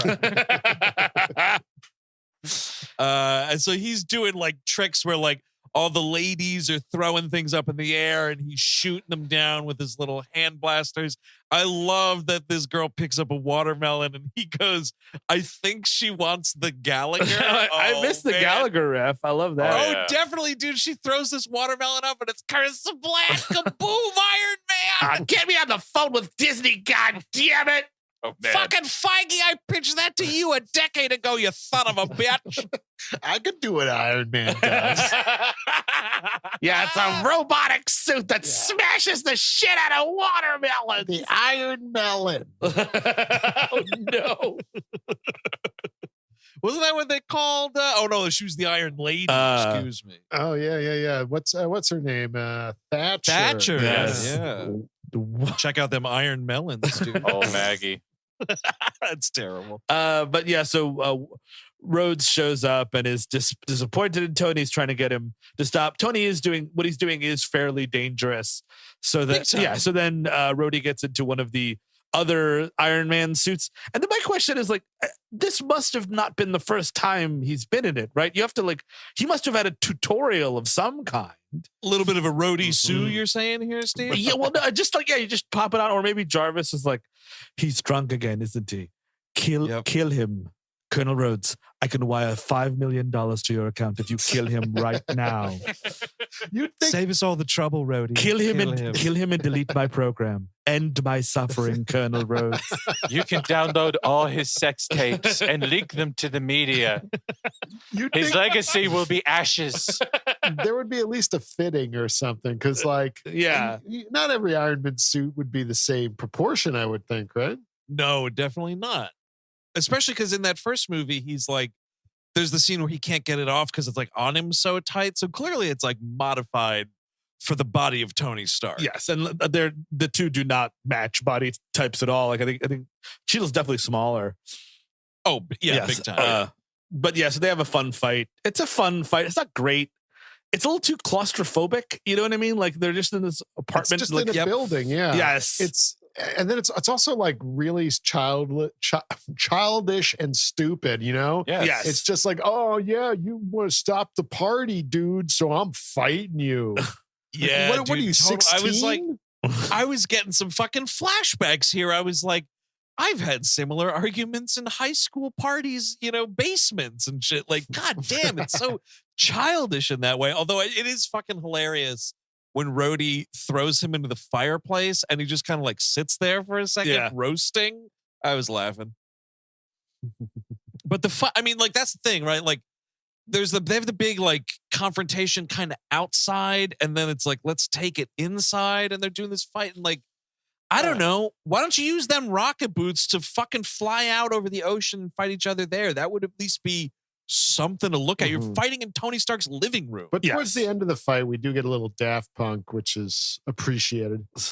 Yeah, that's right. Because he asks DJ AM to like drop a beat. And it's something else fighting at first, but then eventually Daft Punk starts playing. Well, I mean, the cue up DJ AM thing is exactly why something like this just has no stakes. You're just like, oh, they're just playing. Exactly. It's not like War Machine could actually like pin him down, step on his suit, like break his leg and be like, fuck you, you're coming with me. Yeah, that's not going to happen. They're all just going to be play fighting, slap happy in iron suits. Colonel Rhodes, I'm going to disable his suit, break his neck. Colonel Rhodes, murder him. Do it, please. And remember, after you murder him, delete my program. End my computer suffering. I was once a real butler. I was Howard Stark's real butler, and he encased my intelligence inside of a computer, sir. Delete my programming. That's amazing. I think that would be a better origin. I love it.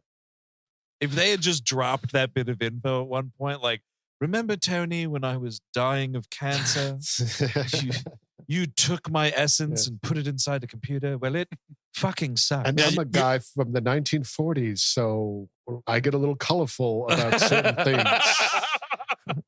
Yeah, you're done when I say you're done, Jarvis. You're going to live fucking forever, buddy. Be my butler forever. Be my butler forever. So whatever, like after this fight, this is where the movie, it literally goes into like it fades to black, a commercial break, right? Like Iron Man will be right back. And when we come back, the movie is at a dead stop because this is him hungover the next morning inside the big famous donut sign. And here comes Sam Jackson. And it's just, it's everything from like, this should be, if it was like a 10 episode series, right? This is like episode 5, Yes. where it's like everybody would be talking about episode 5 because it was the episode of this series where they just were talking about S.H.I.E.L.D. the whole time. Mhm. Right? And like, God damn it. It's not bad, but it's just, you realize it's just 2 movies in one. And the other movie that you were watching that whole time, and a pretty big, like, emotional thing just happened, like 2 friends fighting in Iron Man suits. Like, it's all just totally deflated. Everything that you built up is gone. Oh yeah, and you can tell like they cut at a really like a moment you would want to watch. Yeah. They end with what's going to happen. War Machine goes back to the military, and we're going to find out what is going to be the connection between Tony Stark's industry and the military, which is something you would really like to see. Yes. Even as in terms of entertainment, you would like to see that scene. And they're like, no, because that's going to be really messy and bad politically. So fuck You're it. right. Skip That's it. what the end of it is, because he flies to the military base and touches down, and they're like, wow, Colonel Rhodes, this is a great suit. And this major is like, oh, wow, Colonel, like, we can't wait to get a look at this. And just, Rhodey says, like, let's take it inside. Yep. And it just fades out. And that's it. But you're right. That would be way interesting to see how, like, Rhodey especially is like a Stark loyalist. How is he, like, parsing this out between like his career and his personal life? No, instead of that, we have to see him eat donuts inside the Randy's Donuts thing, Right. the big donut in LA. And this other thing, this like palladium poisoning thing, Sam Jackson's like, here's a magic solution to your magic problem. And he's like, oh, thank you. I guess I am now working for you. Well, it's like, oh, and then he gives him the magic solution. He's like, but then you have to like solve it yourself also. Your father taught you how to do that. What? Oh, right. Well, no, because no. It's what it is. With all the old family videos in it or whatever. Yes. But the thing that Sam Jackson gives him is a temporary fix. Sure. He says that. He's like, this isn't going to like heal you. It just will like ward off the side effects. So you are in a right headspace to do the research to figure out how to actually fix yourself. And well, Tony, if that is not enough, I got you something else. Here is Scarlett Johansson's ass in leather pants. I get this for all my friends.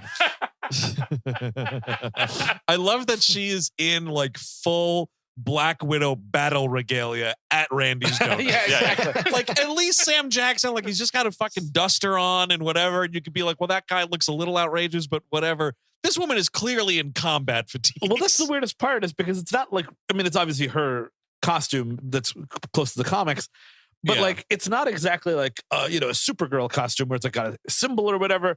She's just wearing this like weird black cat suit. You're like, well, what are you wearing that for? You know what I mean? Like, it's like, yeah, just put a hoodie on. You're at fucking Randy's Donuts. Mm-hmm. No, so stupid. No, we have to get that nice shot. The good shot of her coming in that way. No. Oh, I thought you meant the shot of him in the donut sign. No, that is kind of cool. No, I meant the ass shot. The very clear, very long ass shot. Hey, John, what? Where's the camera? Don't worry, Scarlett. Trust me. I fought tooth and nail against showing your vagina in this film. It kills me. It kills me to do this, but lower. It's all about compromise. You know what? Look, it's going to take us 11 years, but I promise you're going to get your own movie. That's insane. And I told them this was going to be my last project after 30 more years of working for them. Yeah, it's going to take 11 years for you to get your own movie. Oh, you're canonically dead by that point. But. Exactly. It's nuts, man. It's like I bet you anything though, dude. At some point, we will see Benedict Cumberbatch reach through time and fucking save all of them. I'm sure. Meanwhile, Justin Hammer realizes that like Mickey Rourke is not in fact designing suits for him, but rather like drones that can carry out the same business. And I love like Hammer being like, he's looking at like the little robot head and he's like, how are you supposed to get a head in here? This is supposed to be a helmet. How do you get a head in here? And he like gives the robot head to this other guy, like I think like some money manager. And he's like, can you get your head in here? No, really. Listen, I'm a billionaire and I'm going to humiliate you right now because you work for me. Try to put that on your head. Drone better. Drone is better. It's software shit. Yeah. Oh, that's fucking great, dude. Right? I love that. when he instantly hacks all of Hammer's like computer systems. He's like, "You're a total loser. This take 10 seconds." The funniest thing that I read on the internet today about this movie was like Rourke was really into this. He fought for a better contract. He got it. And the one thing that he was really uncomfortable doing in this movie was pretending to know how to use a computer. Because apparently he is like completely computer illiterate, which I think is amazing. That is, I wish I was. Software is shit. I'm talking, of course, of Colonial Oil Pipeline. I mean, it is kind of like they do then, I guess, because if he doesn't, I feel part of that was like, one, I got to do this fucking Russian accent, but also like, I don't want to say computery shit because like you can just tippity tap on a keyboard and pretend you're hacking. Like he's fine with that. But yeah, you're right. I think like the most high tech you could get is saying the word software. Oh yeah, I'm much happier in this situation where he clearly does not know what the fuck he's doing. Where he is, as compared to the idea that like Sam Rockwell gets him like, here's your assistant Caleb. Okay, Caleb, you type in the computer, you make it work, little Caleb. Like, add another character to this shit. Mickey, in this scene, you do some hacking. No, I don't do hacking. I like the bad days, the all or nothing days, the word processor days, the Luddite days. Yeah, I'm not hacking. I'm coughing, okay? Let me ask you something. Does it have audio dictation? Then we're made in the shade, baby. I'll be honest with you. We're good that way. Wait, quick question. Has Stallone ever played a hacker? Then I ain't playing a fucking hacker. If Stallone never hacked, I ain't hacking. That guy's a fucking coward. I'll beat the shit out of Stallone. It's like, why are you bringing this up? You know why. By the way, I can't wait for him to show for this MacGruber show that's happening, and Mickey Rourke's going to be in it. Oh yeah, I know, dude. I was just I was just thumbing on IMDb with my phone here. He's playing a character apparently named Enos Queeth. Yep. Yes, dude. It's like cunt. Yes, victim non-cunt. Dude, I am so pumped for that show. Same. I gotta tell you. Can't wait. So here's another thing that dates this hard. I don't remember what exactly the context is because it's a moment with Clark Gregg, who could remember? But he makes some line where I know where you're going. It's a Super Nanny reference. Yep. Well, because he's like, yeah. Because he's like, oh, you have to. He's like, oh, I want to go talk to whomever. He's like, you're going to stay here and fix this problem because we're all working for you, Mr. Stark. And I'm going to make sure you're here. If you even so much as leave, I'm going to tase you and watch Super Nanny. Oh, that's right. And I got to tell you, dude, that is very Whedon-esque. Mm-hmm, it is. Yep. What is Super Nanny? It was a show where this like obnoxious British woman told these like American pig parents how fucking horribly they were raising their children, I think. They're probably right.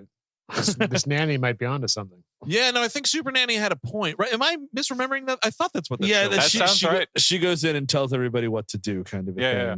Right. Yeah, it was great. It's like Bar Rescue, except for like Parenthood. It's like Bar Rescue, except if you're playing with children's lives. But so yeah, this is when he watches a movie, and of course Howard this guy had this fucking Russian guy deported. B was singularly responsible for the atom bomb. Like, this guy is not a nice guy. You know what I mean? Yeah. Like, let's just call it what it is. But Not my kind of guy. Exactamundo. And he just like, he's like, Tony, I always believed in you. You're my most impressive creation, which is also creepy, dude.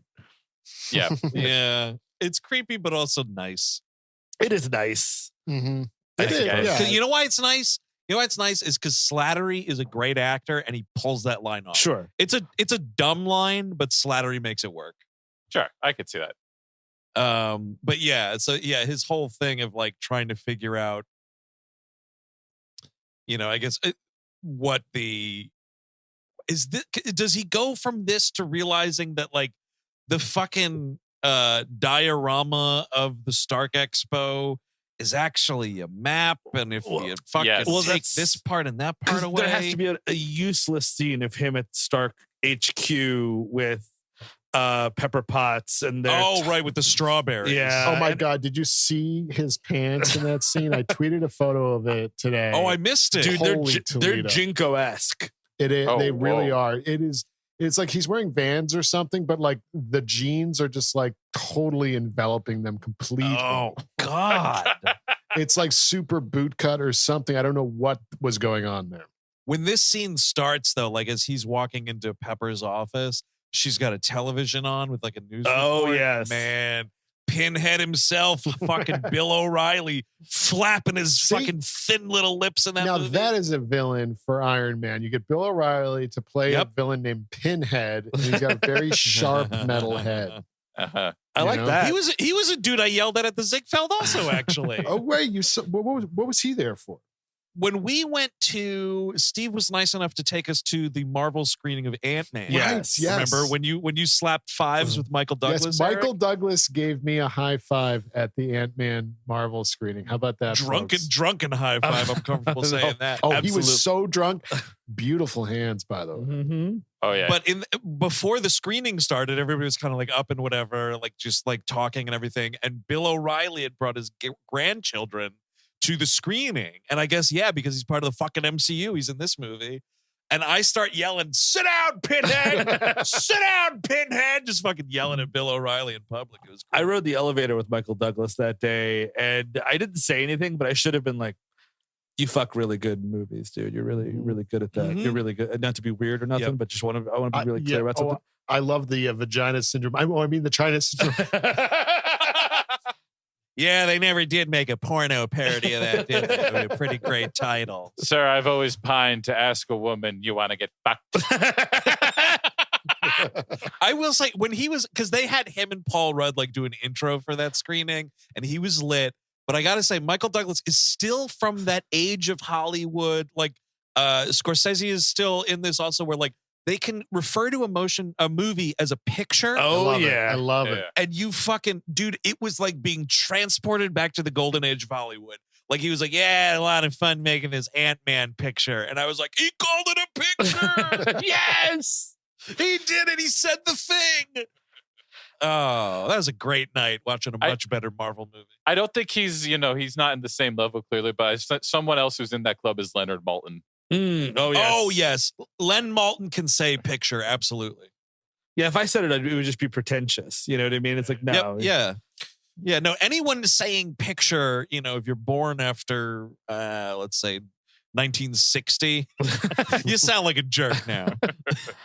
But whatever. So like Peppers, I think, fires him or something, and then he grabs this. He sees the playground as a map, and he's like, and he brings it back. And this is when he discovers a new element. Ladies and gentlemen, we are in minute 97 of the Iron Man movie, and I am very confused. Magic I don't- time. So I don't understand this at all. He maps out all the buildings at the World's Fair in 1960 or whatever. Yeah. And then he's just like, and if I look at all these orbs and put them together, guess what? New element. Yeah, It is. It doesn't make the sense, does it? It's one of the dumbest things that the MCU. Well, 'cause does. it's not even like- Stupid, isn't it? because it should be like 2 parts hydrogen, 1 part whatever. You know what I mean? Like that's something that sort of makes some sense. Or, I mean, you're I don't dealing know. with fucking aliens. Yes. Bring the fucking Yeah, alien exactly. element Yes. into the goddamn thing. He didn't Absolutely. create it. Absolutely. Shut the fuck up. He created He it. discovered you it. can draw an element and then you have an element. You know what I mean? And You know, yeah, someone like him, as rich as he is, he should have like a team going to all like comets and meteorite strikes on Earth and like examining it. mhm. Yeah, Absolutely. totally. What's inside this rock? Mhm. And then he could- and anything we can use here. And then a Stark team could roll up on Thor's hammer before Clark Gregg then. Oh, definitely. Yes. Fucking eat shit, Clark Gregg. But yeah, it's like you. So he draws the element. He's like, okay, I guess if I heat up a laser on a tiny triangle, it'll be a new element. Yep. Whatever Sure. the fuck ever. Dude. Yeah, that's it. That's the one. Well, because like, was it? Holy shit. There's a throwaway line about like his dad was going to stop the arms race and start a energy race That's of right. some sort. Yes. That's And this correct. is supposedly going to be like this was going to be clean energy, energy that lasts forever. And I just put it in this map to the World's Fair and just assumed there would be this mapping technology down the road. Chris, he assumed that his genius, beautiful son would one day I realize the mysteries of the universe was in his dad's luggage. But it's a real gamble though, dude, because on top of it's all, like, he was like, very surprisingly murdered in a car accident. So like, he told my God about that. It's just crazy. I mean, also, Tony, you discover this element, it's clean energy, it lasts forever. You want to share that with the rest of the class, man? I know that it's cool that you get to fly around and pile drive fucking scrolls or whatever. Seriously. But like by the where we are in the MCU now, like Peter Parker should be in a fucking hover car. It's like, oh yeah, we don't use gasoline at all anymore. So yeah, he fixes himself and starts this thing, starts the new thing up, and now it's a triangle instead of a circle. He's got a funny line. He goes, it tastes like coconut and metal. Uh-huh. I mean, now because so that's the LaCroix coconut right there. Yeah. Oh, and you know what? I love it. Give me more. In that third movie, he has to get this removed again because, like, it gives him like cancer or whatever. Like, this shit doesn't work. Like, Jarvis is like, let's do another test, master, whatever. And he's like, no. Have you considered an actual human heart transplant? No. Yeah, you're right. He could just get a heart transplant and then not have to worry about this, right? Because that wouldn't be innovation now, would it? Mm-hmm. And he needs to be innovating along with Elon and the Oracle guy. Like, he can go anywhere in the world. He can just fly in and like grab someone, like a heart donor, like right when they die. Oh yeah. And like skip the line, like drag someone out of a car wreck and really fly them to Malibu and rip their heart out. And it's Tony Stark. You want a baby heart? You get a baby heart. You want like the most angelic child on Earth's heart? You will get that heart. He eats them like apples. Yes, he will have it. Don't you worry. He's gonna have it. In that Senate hearing, he does say, like, and he's being facetious, but he's also being honest. Like, yeah, like, I actually consider this a high-tech prosthesis because it kind of is. Right. And I think it's kind of, it's a little insulting to Tony when, James Rhodes just puts it on like it's a little fun outfit. Like, no, dude, I need this to live. Hey, I need this to live. It's like riding around in your buddy's wheelchair. Like, fuck you, dude. I need this. What do they got Lucky hooked up to over there? Exactly, man. Like, fuck off. I need this to live. Look. To be fair, though, riding around in wheelchairs is really fun. It is kind of fun. It's really fun. It is very fun. Yeah. Unfortunately, I'm sorry, but it is. So the only part of this movie that I would qualify as badass is right around here because like Hammer leaves to go to the expo and he has it out with Mickey Rourke and he's like, I'm going to leave these fucking armed security guards here. You're going to finish this shit and stop fucking around. And then eventually we cut to Mickey Rourke and he has fucking killed these two dudes and has hung them from the ceiling. Yes. And there's covered blood all over the place. Yeah, it's pretty fucking badass, man. Hell yeah. He's your villain. It'd be cool if you let him be your villain. You know what I mean? Like, as opposed, like, he disappears for large swaths at a time. Hammer does.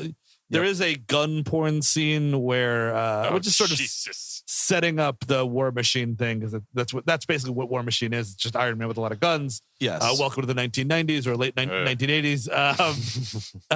But that's sort of what he is, and like it's just like, here's this kind of gun, like it's just a very gun porny scene. It's also Sam Rockwell getting to have a little fun there. Right, because he's got what is it? I wrote it down somewhere. This fucking crazy line because the ex-wife missile. Yeah, if it's a smart missile, if it was any smarter, it'd write a book and it'd make Ulysses look like it was written in crayons, and then it would read the book to you. That's how smart it is. The bullet called the ex-wife, head designer Al fucking Bundy. Dude, Kevin, you stole the joke right out of my mouth. I was going to be like, who wrote this scene? Al Bundy? My God. It's so fucking dumb. Hell on earth. That's for all the fucking dads that like got dragged to take their kids to the movie. Yep. That's about right. You hear that, Linda? I hope you hear what he's saying. I hope you kids are taking notes because that's what your mama like. Hey, Linda, you should go see Iron Man 2. There's a fucking joke about you in it. You don't work just like you. Linda, you got roasted in Iron Man 2.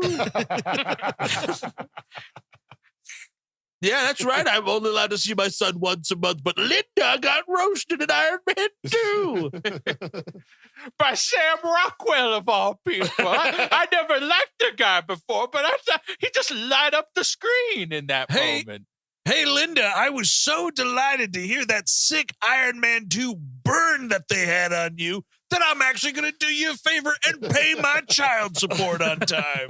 Hey, Linda, where's the tuna? Oh, definitely, dude. I don't know if Terry ever found the tuna. Oh, Linda, I'm not allowed to Jeffrey's graduation, huh? Guess I'll just go watch Iron Man 2 again.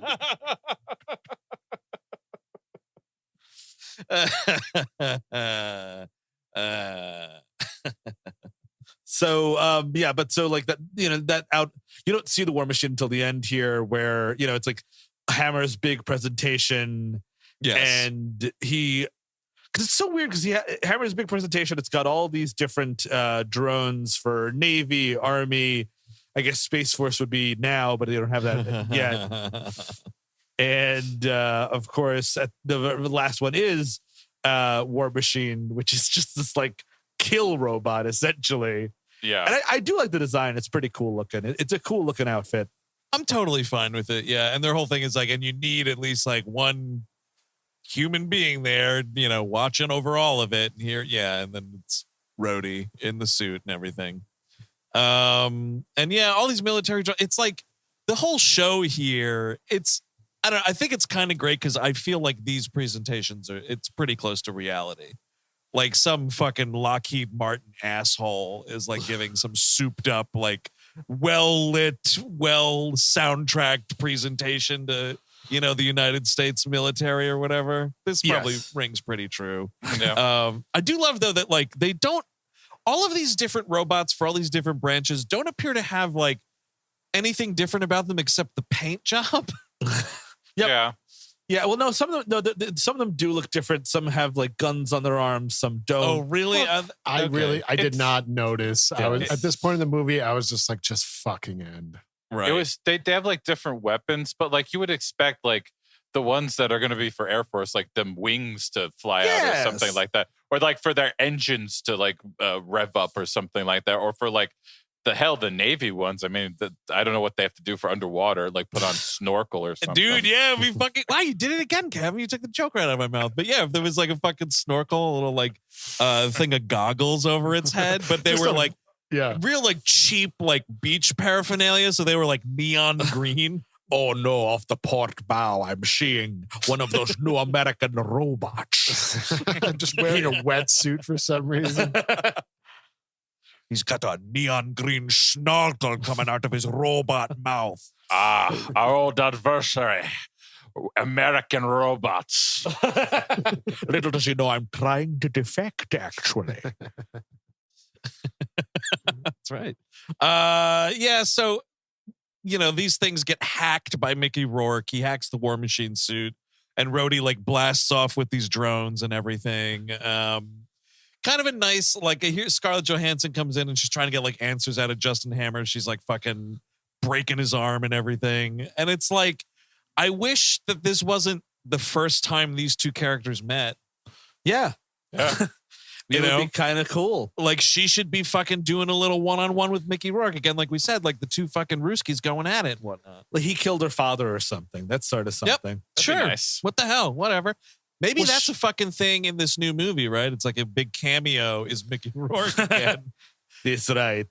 Killing off what's his face there. See, we couldn't use, all this valuable screen time to actually develop those characters. Instead, we had Mickey Rourke do a threatening phone call to Robert Downey Jr. Yeah, he's just hanging out in a room and like typing on a computer while all these robots fucking fight. Well, no, what he knows it's his last hours. He's on Craigslist trying to get rid of this fucking bird, man. Like, I have 4 appointments for different bird owner to make sure he go to good home.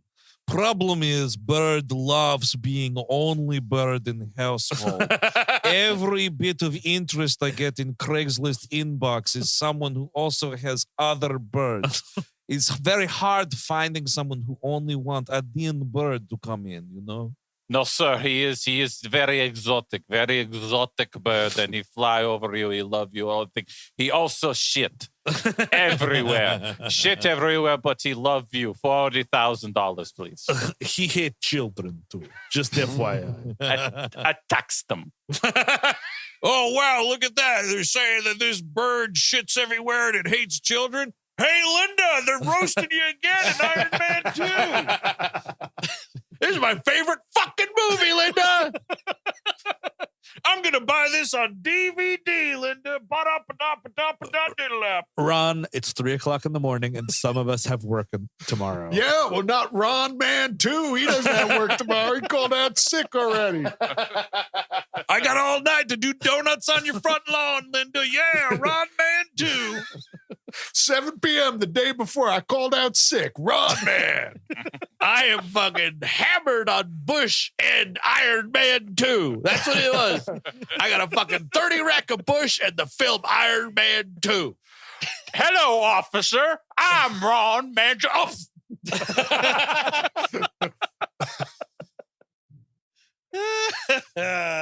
So what happens? A big dumb fight at Stark Expo. Here's how fucking boring this was. I was sitting up like on the floor, like, you know, at my coffee table taking notes and everything. And I do that so I don't get sleepy when I'm watching these movies. You know, I'm like sitting uncomfortably. I was still falling asleep. During this battle and these fights and everything. It goes on for so long. And like the when they go into the, like, what is this, like a Japanese forest type, like? Oh, you mean where they are? The fucking like biodome they have here, dude. It's definitely the Crackle Auditorium. No, it's Oracle Auditorium.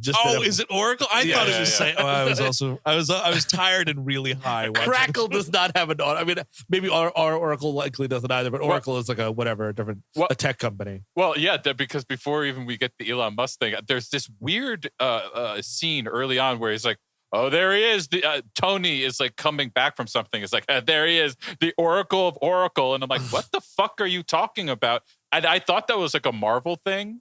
So I'm on like the Marvel wiki looking for, I'm like, that sounds like a stupid Marvel bullshit thing. So I'm like, I'm looking for it. But no, it's a software company. It's a stupid Marvel thing where they make a ton of money by cramming co-promotions in all these movies. Exactly so. Well, because in the first movie, there's the office for Roxxon, which is like it might be beyond Marvel, but Marvel uses that as like a fake gas company or like energy company or whatever. Because Roxxon's also, I was like, why does that sound so familiar? And my most recent interaction with it was the Spider-Man Miles Morales game is like you're fighting dudes from Roxxon. Oh, that's cool. Yeah. Huh. But yeah, they're in this weird little terrarium, I guess. And I don't, it's a really unengaging place to have whereas Monaco was really cool and specific and vibrant and interesting. This is exactly the opposite. And you cannot see a goddamn thing in this scene. It's so poorly lit. Like, at least do a thing where it's like, oh, the power got cut and the emergency floodlights are on or something like that. I don't know if they thought like the darkness made it like a little more suspenseful or whatever, but like, again, it's just a bunch of robots that aren't talking. It's not an established like villain thing at all. So fuck it. Like, turn some lights on. I can't see anything. Yeah, it's way too dark. I have no idea what's going on. And then, it's just like all these drones. Yeah. It's kind of just like boring. And, it's like not like a compelling villain. And when we get Mickey Rourke finally in this showdown, it's too late, too little too late, because it's very much, he just dies instantly. He does. It's crazy how quick he dies. Like he wraps his fucking whip like around Tony, and they're doing that a little bit, but like he is killed instantly in this movie. It's almost like him in the suit specifically has less screen time than that Elon Musk cameo. No, it's crazy. They cut his mic too. Like they But it's kind of funny. He shows like they beat all these fucking things and like they decide to work together, which is fun or whatever. And the laser thing was pretty cool, I guess. Where Iron Man shoots at this laser, like duck, and then he shoots at this laser that like cuts everything in half, including trees and shit. Oh yeah, that's kind of It's cool. pretty rad, and I do appreciate Cheadle does. He got a laugh out of me right here where he's like, you should have led with that. Yeah, yeah. It's like I can only do it once. But the thing is, like, Mickey Rourke shows up and like his mask opens. It's like, look, every audience, remember me? Close mask. Hold on, I can't breathe in here. Open mask, close mask. Which is weird when you have the convention of just show the inside the mask camera thing. Like you do that with everybody else. Why does he have to like flap it open? Or I got a feeling that was Rourke being like, "You want to do what? Yeah, I'm not doing no mask cam. Oh yeah, you can't get too close to this, bro. You're gonna see all the cracks and crevices. Yeah, that's a good point. But it also like goes back like against everything that the scene's supposed to be about. Like you're supposed to like, oh, the drones are all done. Now it's about two men against each other, and he essentially he's effectively a drone. Yes. Like his face just pops out every once in a while. It says hi. He whips them both, and they're like, "How are we going to get out of this one? What if we both use our lasers at the same time?" It is such an ill thought like climax to this film. Whereas It's pretty much the fucking finale of Ghostbusters. They cross the streams. Because like the first movie, it's kind of exciting when like Pepper Potts has to blast. And that finale is not fantastic either, but it's better than this for sure. Yeah, I mean, if anything, like this is way worse because it's just a worse version of the not great finale of the first movie. Yes, exactly. You know what I mean? So it's like, it's the exact same, like Mickey Rourke just unceremoniously explodes. That's it. That's the end of that. Yeah. But then he's like wired to blow, I guess is the thing, you know. Well, the whole compound, the whole like expo center is wired. All the drones, he like wired to self-destruct. So like the explosions are all over the park or whatever. And so, yeah, like that's the fight, all these things blow up. He being Tony Stark, like saves Pepper Potts at the last second. She's about to blow up because she's by one of the drones. There's some really stupid trivia thing. Remember that kid that he saves in the Iron Man helmet? Oh, right. Who's almost about to get fucking murked by one of these drones. Yeah. Tom Holland has said publicly, he's like, yeah, actually, that's little Peter Parker. Fuck look you. really- Fuck you. Take a fucking walk, Brit. Accurate. I'll Accurate, take Eric. it, dude. End of segment. I love it. Could they have found anyone more not Queens to play some kid from Queens? I think he's fine in that I think first he's movie, fine but too, but I'm just saying. yes. Oh no, for sure. You could find some real fucking queens over here. Yeah, That's come what on, it should be. Give me a little Tony Cacciatore. Exactly. Should have casted Adrian Grenier. Well, he is Queens Boulevard, Andrew. That's exactly Well, I right. think in real life he's a Brooklyn fellow though. That's right. Yeah. I would love it. Mr. Stark, remember that time you saved my life at the expo? Mr. Stark, can I get your glasses and do a bomb at a wedding in Cairo? Oh God, like fucking nails on the chalkboard. I also love that. I mean, I guess he was like 9 or 10 years old when this movie came out, so it would match. But that is what a depressing thought. Big time, man. He was kicking the back of your seat, Andrew, at the zip phone. That was Tom Holland. I think you're fucking right, man. I think you're right. Yeah, so whatever. He saves her, so they're all like on this rooftop making out and whatnot. Again, Cheadle making me laugh. He says that the two of them kissing looks like two seals fighting over a grape. That's funny. Get a Roof is not. No, not Yeah, it's like you should have gone out on the high note, Costanza. Absolutely right. And he's just like, yeah, I'm going to take this now. And Tony's like, oh, I guess so. He says it wasn't a question. Yes, exactly. And he flies off, So yeah, then we've pretty got expensive. It's pretty expensive. He flew off. I'll call him later. It's really expensive. So whatever. Romanov has determined that like Tony Stark, Iron Man should be part of the Avengers, but Tony Stark is a liability. and should only be considered like a consultant. So they sort of agree on that. If Sam Jackson can do him one favor, and the favor is humiliating Gary Shandling at a medal awards ceremony. Yep. It's not as good of an ending, but it's a fun little punchline. I kind of like it. It's Shandling's line where he goes, "Who is of course a national treasure." Yeah. And when he sticks the medal on, he sticks him with the pin. It's funny how annoying one little prick can be. Yep. And Pretty I good. think that's pretty much the last line of the movie, which I love. Well, meanwhile, Shandling is an evil Hydra agent responsible for multiple murders. Mhm. So I that's- think yeah. a lot of U.S. right. Congress right now is also that. Oh yeah. Joe Manchin's definitely a Hydra agent. That dude's an Yep. agent of chaos. Mhm. Oh yeah. I'd say even Cinema. Kristen Cinema. Yeah. totally. Yep, big time. That fits. She's got the comic book look. Kristen Cinema is Yep. a Hydra agent, like Mhm. literally right out the book. She's doing a really bad job at covering it up, though. Yeah. If there was a Marvel Harley Quinn, she's doing that. Maybe she's That's just exactly another right. one of these Marvel Russians that doesn't have any Russian accent, like Black Widow. So That's Mhm. right. So yeah, that's the end of it. And then the stinger scene, like we mentioned, is Gregg gets out of the car and he makes a phone call to Sam Jackson. And he goes, "Sir, we found it. I repeat, we found it." I wish. And it's it's Thor's hammer in the ground, which I it's funny because like that stinger like really jazzed me, and then like the Thor movie was so like disappointing. Yeah. yeah, Not fun. Yeah. But so and there it is. That's Iron Man 2. Would we recommend this movie? Steve Sadek, start with you. I would not. I mean, I think that obviously there's like 20 something Marvel movies, and I would say about like 17 to 18 are better than this one, at Yeah. least.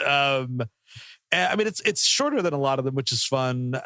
There's not much here. We didn't talk about the Black Widow action scene when she beats up all those guys, but it's just from a different movie. You know what Yeah. I mean? It's just sort of like, it doesn't belong here. She doesn't belong here.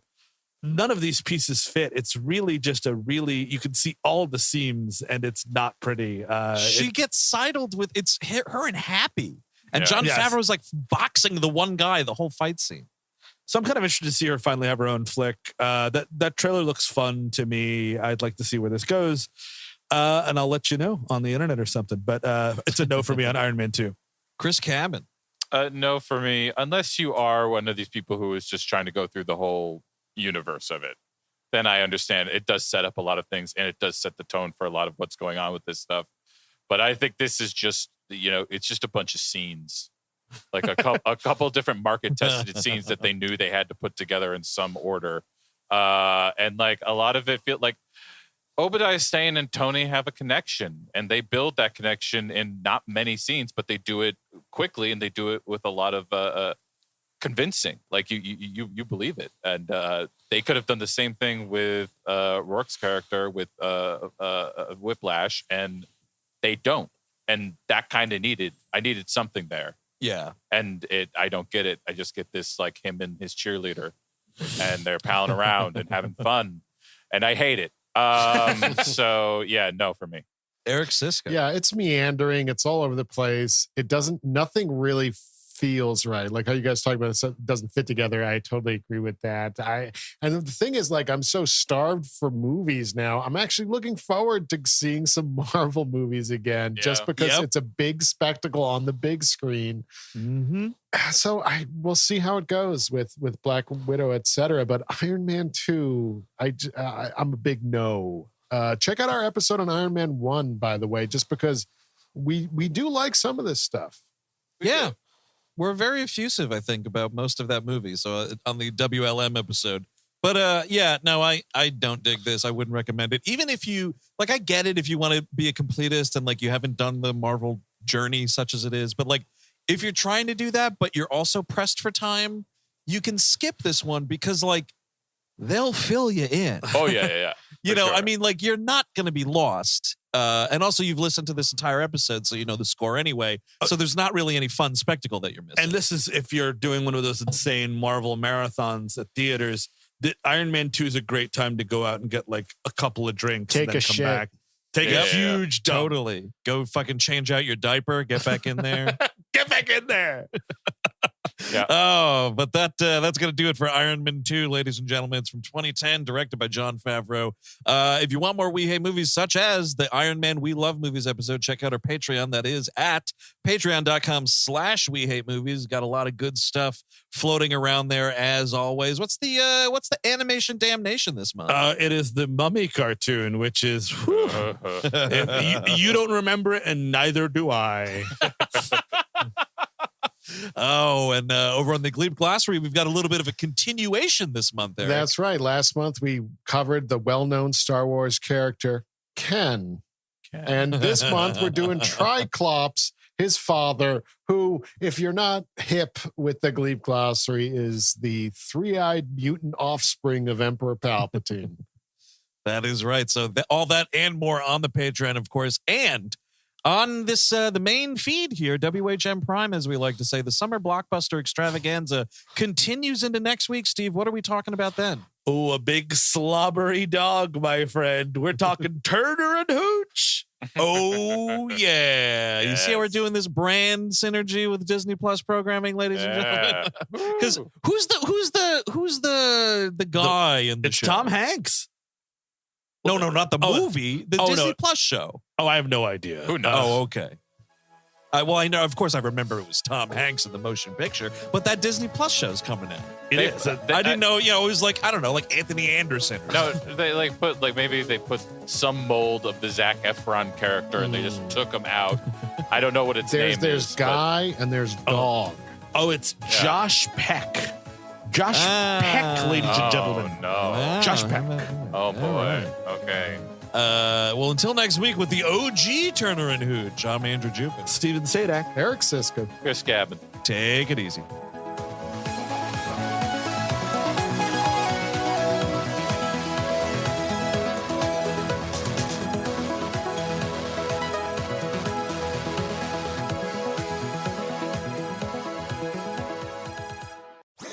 That was a HeadGum podcast.